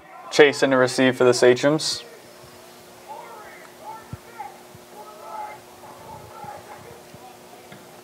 Osgood gets the punt off. It's a short, high kick. Takes a bounce in the Bobcat favor. Good bounce. And rolls out at the 24-yard line. Generally a good kick by Osgood there, which Plymouth needed. Now, if you're Plymouth, you have to play smart football here. You can't have any penalties. You can't let any long plays happen. Oh, you can't get burned by those D-backs, or you can't let your D-backs get burned. Laconia will start the possession at left hash, 24-yard line. Mooney split right, McNeil split left. Handoff to Chasen. Chasen breaks loose. Now it's a foot race. Will Roy catch him? Chasen is finally brought down the Bobcat 9-yard line. What a great play by Roy, not giving up, not saying, oh, that's a touchdown. He just pumps his legs faster and gets there and makes a good tackle.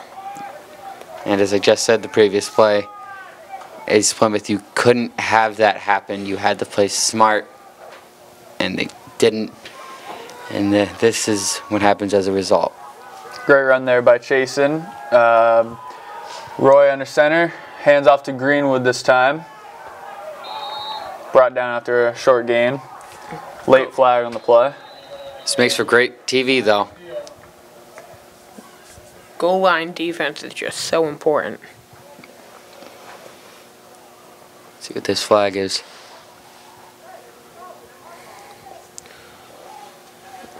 Laconia looks to be going back here. Yet another personal foul on the Sachems. Such a dumb reason not to score a touchdown if they don't score here. I mean, You can't let that happen. You got to ride a good wave here. You know, you make a great play, you're red zone, and now you're out of the red zone by a yard just because you got angry. There's no reason for that.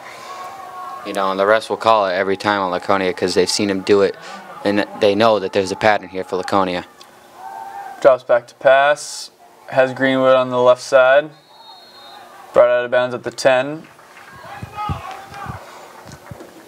5-yard out again for Laconia. So proud of Plymouth here, not retaliating at all with all these personal fouls. That'll bring up 3rd and goal from the 10-yard line. You have to look at it as Laconia having 2 more downs because they will go for it on 4th down. Unless they really trust their field goal kicker. Mooney split out to the right. Timeout, Bobcats. Plymouth coaches will get another opportunity to think this over. Good decision by Coach Sanborn there to give his defense a little bit of a break, let him get some water. We got a lot of two-way players playing for the Bobcats. So when they're on the field the entire game, you got to think that they're going to be very tired at this point. But that's what the Bobcat coaches stress throughout the year is work hard during the week so you're ready to play the entire game because kids know what they got to do when it comes Saturday football games. So the coaches do a great job preparing them throughout the week. Looks like 3 minutes left in this fourth quarter. Correction, 8 minutes. It's very tough to see this scoreboard with the sun shining right down on it. With just over 8 minutes left, we got 3rd and goal from the 10. Back to pass, pump fakes, throws it deep, has Mooney wide open. Touchdown, Sachems. No excuse for that. He just Jordan Dawson really bit hard on that play action fake right there. Just like that, Laconia has scored 19 unanswered points. Laconia will go into their swinging gate formation.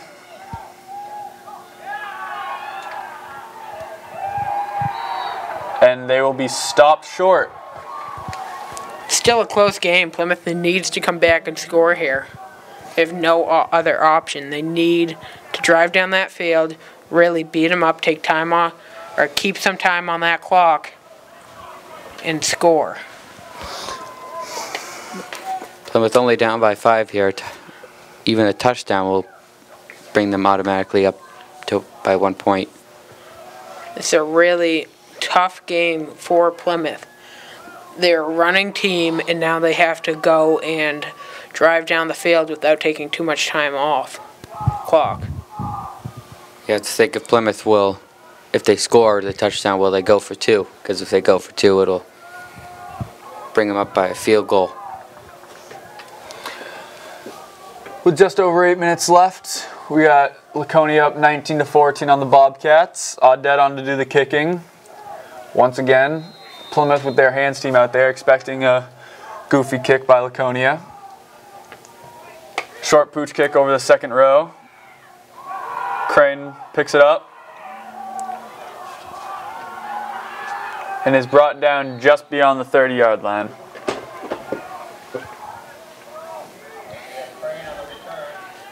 Good return by Crane, being able to give Plymouth some good field position here. That was a good play by Crane. He makes a mistake, he picks it up, and he gets a few more yards. Way to bounce back. Bobcats will start this drive at their own 32-yard line. Middle of the field. Plymouth strong to their left side. Lambert goes in motion. Hand off to Maycumber up the middle.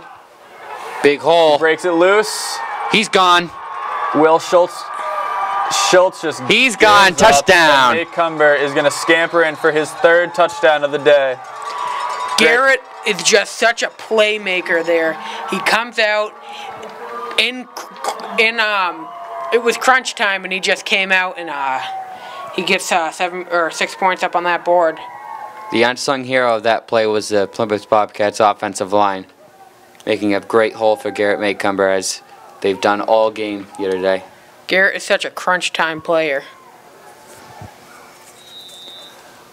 It's a 67-yard touchdown run for Maycumber right there, his third of the day, as Roy's back on the field, and Plymouth will go for two here. 2-point conversion will put them up by a field goal. Strong to the right, and who else? They'll give it to Maycumber, and he will be stopped. It's okay, Down the though, line. because they're still up by 1.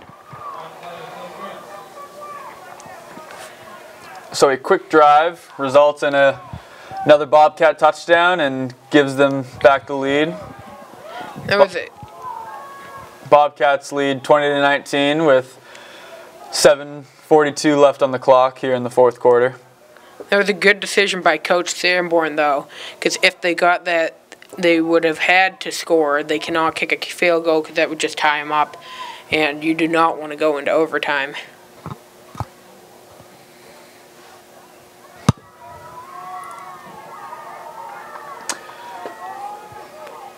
Carey is back on the field to do the kicking for the Bobcats as Chasen is back behind his own 10-yard line.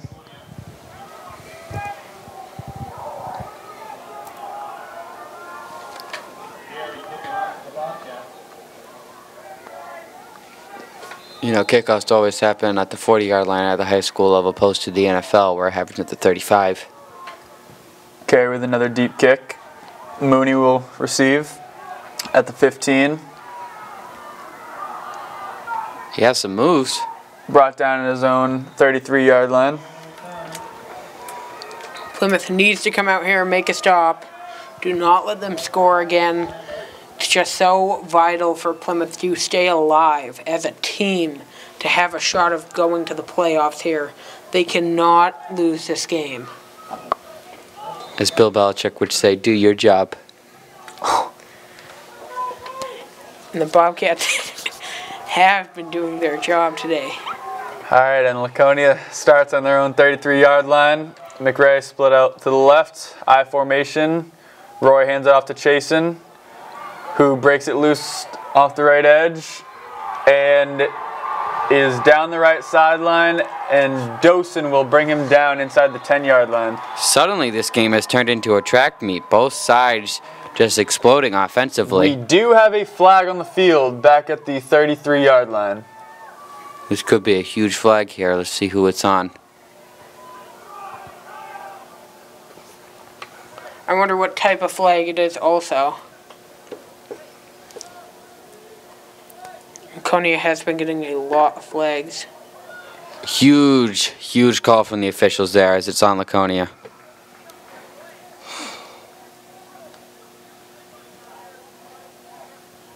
personal foul on the Sachems will bring that long run by Chasen back a few yards. Also, Jordan Dosen, who brought Chasen down, is down on the field. Seems to be shooken up a little bit. This Bobcat team is already battered. They cannot have any more injuries, and it's terrible to see a high school athlete get hurt. So awful.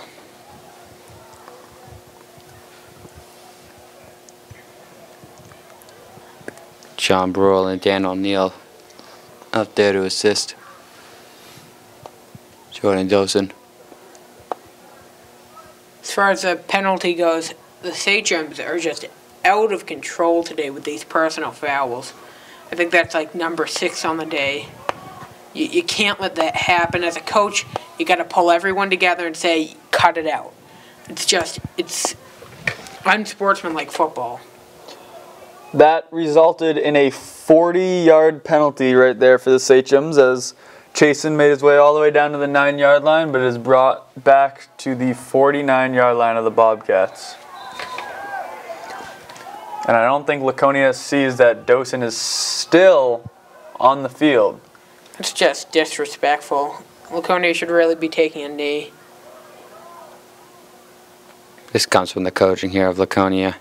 As Pat said, you think that the coach would talk to his team and try to discipline them, but when the coach also has a penalty, it's just tough to have any discipline come from them.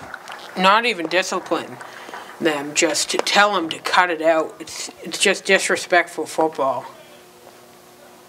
Unsportsmanlike. As Jordan Dosen makes his way off the field, looks to be like a knee injury. Here in Plymouth, we believe sportsmanship awards are just as equal as state championships. Penalty on the play. First down from the Bobcat 49. And now Laconia will take over. Hand off to Greenwood up the middle. Stop for a short gain of 2.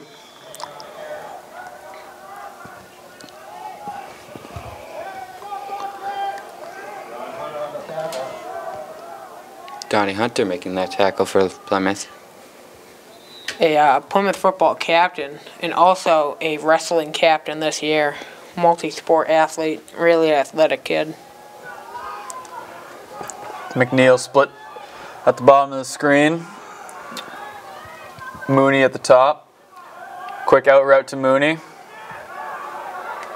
Roy knocks him out of bounds, but not after. Picks up a first down. Plymouth is just struggling so much with stopping that. As Will said earlier that that's almost their favorite route to run. Pat, I'm pretty good at predicting things. Not only has it been successful with yardage, but also the receivers have been doing a good job of getting out of bounds and stopping the clock. Counter back to Chasen, back to the left. Looks like he dives back to the line of scrimmage for no gain. Great job by the defensive line from Plymouth there. They're really doing their job.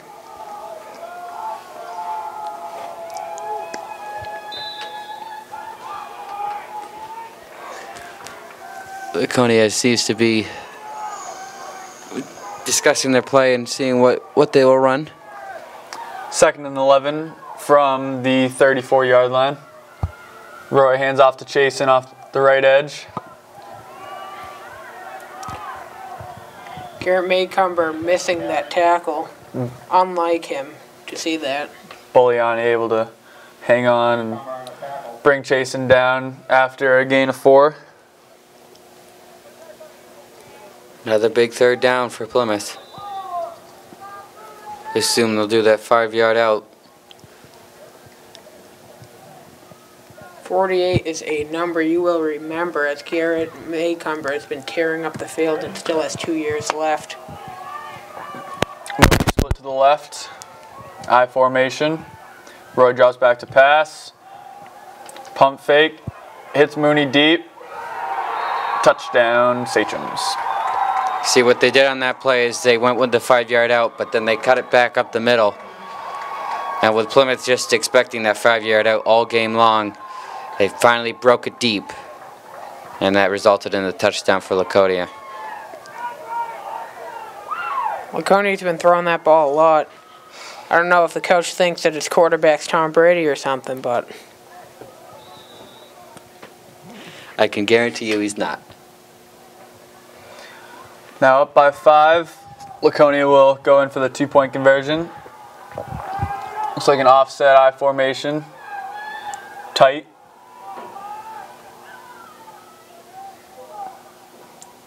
Roy will drop back to pass. Has all day to Has throw. the receiver open to Schultz, and it is good. That makes the score 27-20, Laconia, with 5 minutes, 11 seconds left remaining in this game.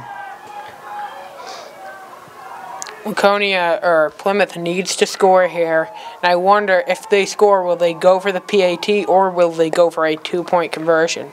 You'd have to say that they go for the PAT, because if they miss the 2-point, then they could lose this game. But I don't know if you'd really want to go into overtime here, with the overtime rules being that they have to set up on the goal line and they both have shots, almost like a sudden death. A huge second half from Laconia, outscoring Plymouth 27-6. Garrett Maycumber back deep. We have not seen that today. We'll see what Audette will do with this kickoff here. Kicks it away from Maycumber.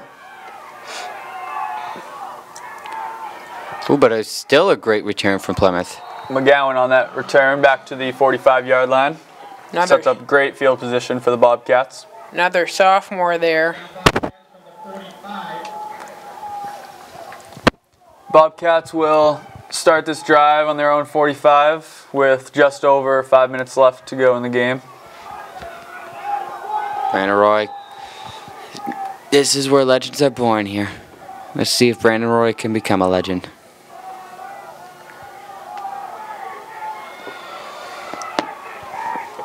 Bobcats set up in their formation strong to the right. Lambert in motion. Hand off to Patnode off the right tackle. Picks up 6 on the play. The crowd's coming alive here, just trying to cheer on Plymouth. Trying to become involved in this game any way they can. Still a really close game here. Plymouth getting their substitutions right. Nolan Farina coming out and Chris Patnode going in. 2nd and 4 from the 49.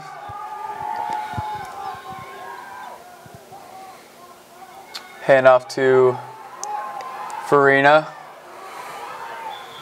Gets outside and picks up the first down. And stops the clock. Big carry there as it stops the clock and it gets Plymouth the first down. Such an important play for Plymouth to make there. Great play by Nolan Farina. And that offensive line for Plymouth comes up huge again. 1st and 10 from the 43-yard line. Plymouth sets up strong to the left side. Farina in motion. Hand off to Maycumber up the middle. Dragging Sachems with him for a gain of 8. Great play again from Garrett Maycumber. Good pickup. The clock is running. Only just under 4 minutes to go.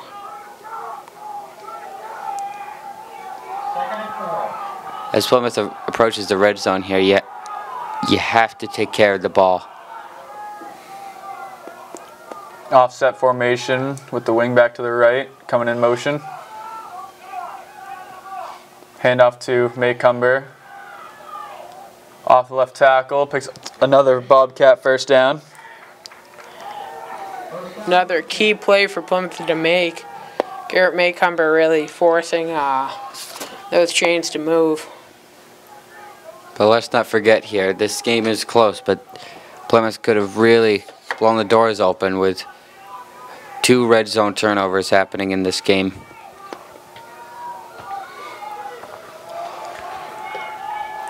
First and 10 from the 31.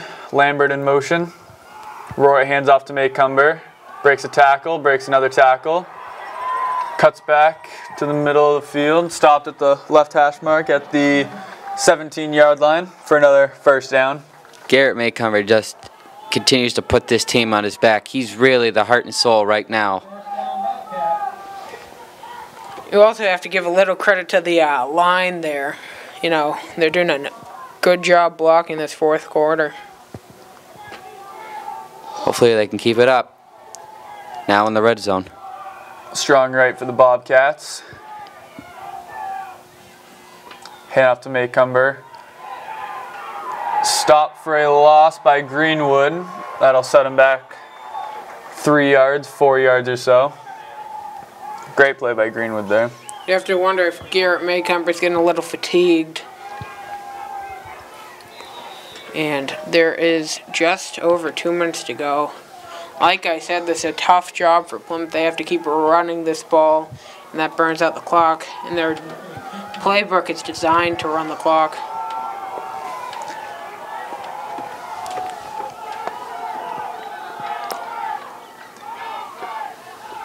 Counter back. Great play call. Farina scampers to the right, and he is in for the touchdown. What a great play by Injured Bobcat on the field. Bobcats with that set man counter back to the left. Farina sees a hole, cuts back to the right, and scampers in for the touchdown. I believe that might be Evan Boliani. Just another injury. Such a rough game to play. So many injuries happen in football. It's not like your other sports. You're literally trying to beat your opponent into the ground. And now with Plymouth scoring the touchdown, you have to think, did they leave too much time on the clock for Laconia?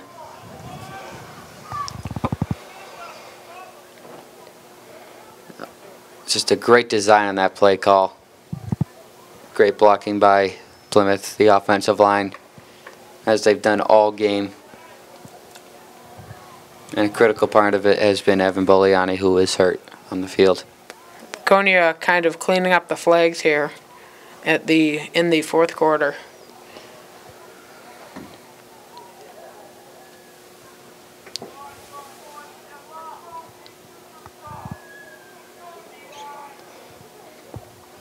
A lot of Laconia fans out here in the crowd today, as Laconia has a bus that brings all kids, students, family, and fans in general down to the visitors' fields. Now we do see Danny Carey out in that Plymouth huddle, so we are expecting an extra point kick once Boliani is taken care of. Good decision by Coach Sanborn there. And a hard one at that. Such a tough decision to make. Like I've said before, it's so terrible watching high school athletes get injured. Such a physical game, and Boliani getting injured his junior year, and this is his senior year now. Once again, he's down.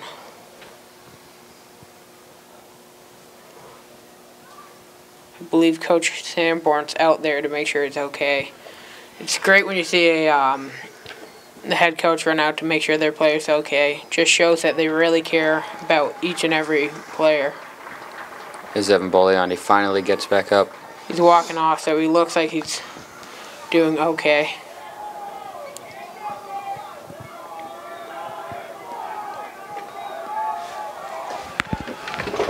Critical point after attempt from Danny Carey. Danny Carey on to attempt the extra point.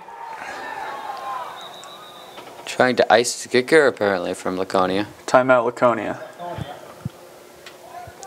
Danny's such a tremendous athlete. I don't even think that stuff gets into his head. He's so used to dealing with clutch situations. He plays soccer. He plays basketball. He does almost every sport, and he's good at almost every single one.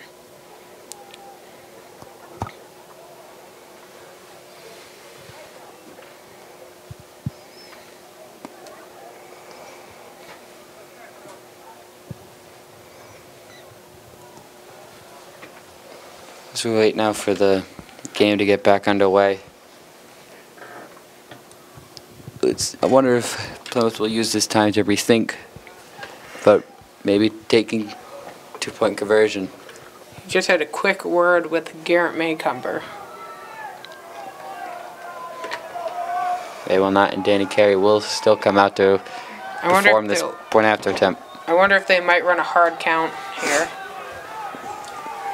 Danny Carey on to attempt. Almost Farina to hold the snap down. And the kick is blocked. You saw it happen with Laconia, one of their point after attempts. And that's a heartbreaker right there for Plymouth. Plymouth is still in this though. They can still kick an onside kick, try to get the ball back. Laconia might fumble. You never know. This is such a close game. There's so much heart and there's so much on the line here that you don't know what's going to happen.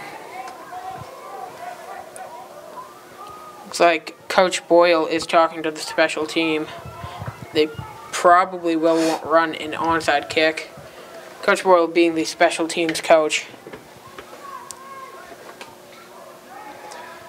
Definitely a nail biter. You see the front line for Laconia includes all the receivers they have. McNeil, McRae, Mooney, Schultz, Greenwood.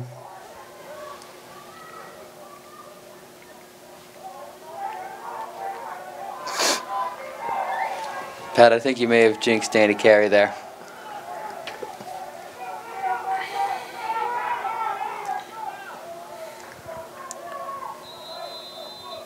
Carey comes on and attempts the onside kick. And Laconia covers it. Chasing on that recovery.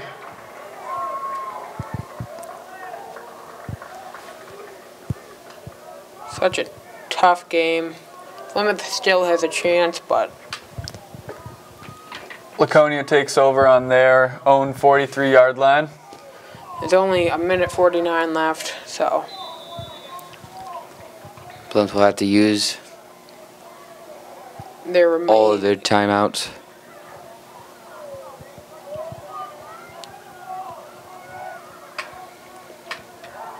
If a first down is committed here by Laconia, it will be game over. Chasing, hand off to the left. Brought down for a gain of 4. timeout. It's the first timeout for Plymouth. And another injured Bobcat.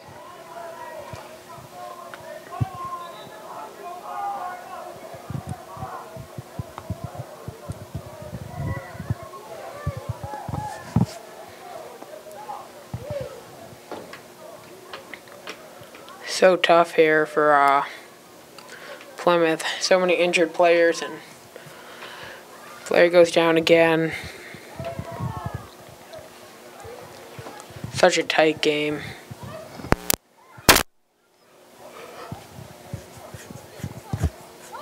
See what Coach Lamb has prepared for this defense. See if they can cause a fumble, get some kind of turnover here. You have to hope that each and every player remembers earlier this season how we went over how to strip a ball, and Jared Kale was there to help us, being on UNH's red team and working with UNH, giving us some tips.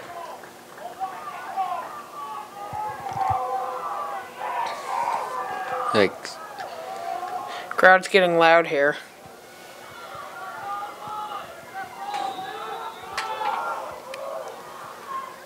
defense needs to make a critical stop here. Laconia tight formation, I formation. Hand off to Chasen. Gets the first down. And that will pretty much decide the game there for Laconia. Plymouth gets the ball back, so they're going to have the ball back in only seconds.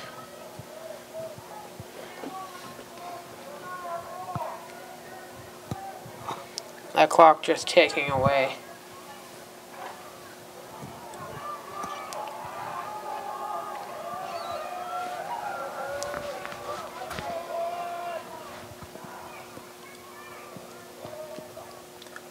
will hand off to Chasen. Maycumber tackles Chasen backwards for a loss of 3. Another timeout by Plymouth. Such a tough game right here. So much heart on the line. So much on the line. Much as you hate to say it, you have to give it to Laconia being down 14-0 at the half and then being able to score 27 in the second half. The Bobcats D-backs played some sloppy football. Getting burned too much by that out route. Turnover is a big story again for Plymouth. Three on the day. Plymouth just not able to capitalize today. But it's not over. They can, there's still a chance that they will get the ball back.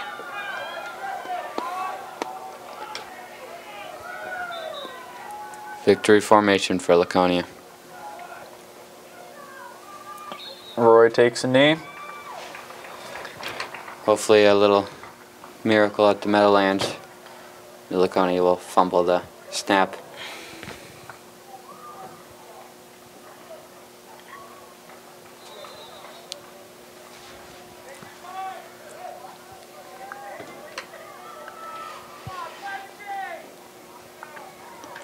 Just left a little speechless after this one. Plymouth played with so much heart. They played well today.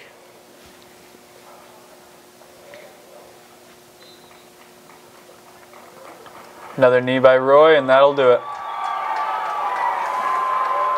Laconia comes away with the victory here. And Plymouth will fall to 2-4, and Laconia will move on to become 3-3. And that'll pretty much end Plymouth's hopes of becoming a playoff team. They still had a fantastic season. They played with so much heart. I don't think anyone is not proud of them after that game. Just a tough one. Another good game handshake, a tradition in sports. So after that, we have Laconia Sachems 27, Bobcats 26. Tough fought game by both teams, but Laconia comes out on top. For Premier Baker TV, Channel 20, I'm Will Van Eiderstein, Patrick Maganelli, Colin Sullivan, signing off.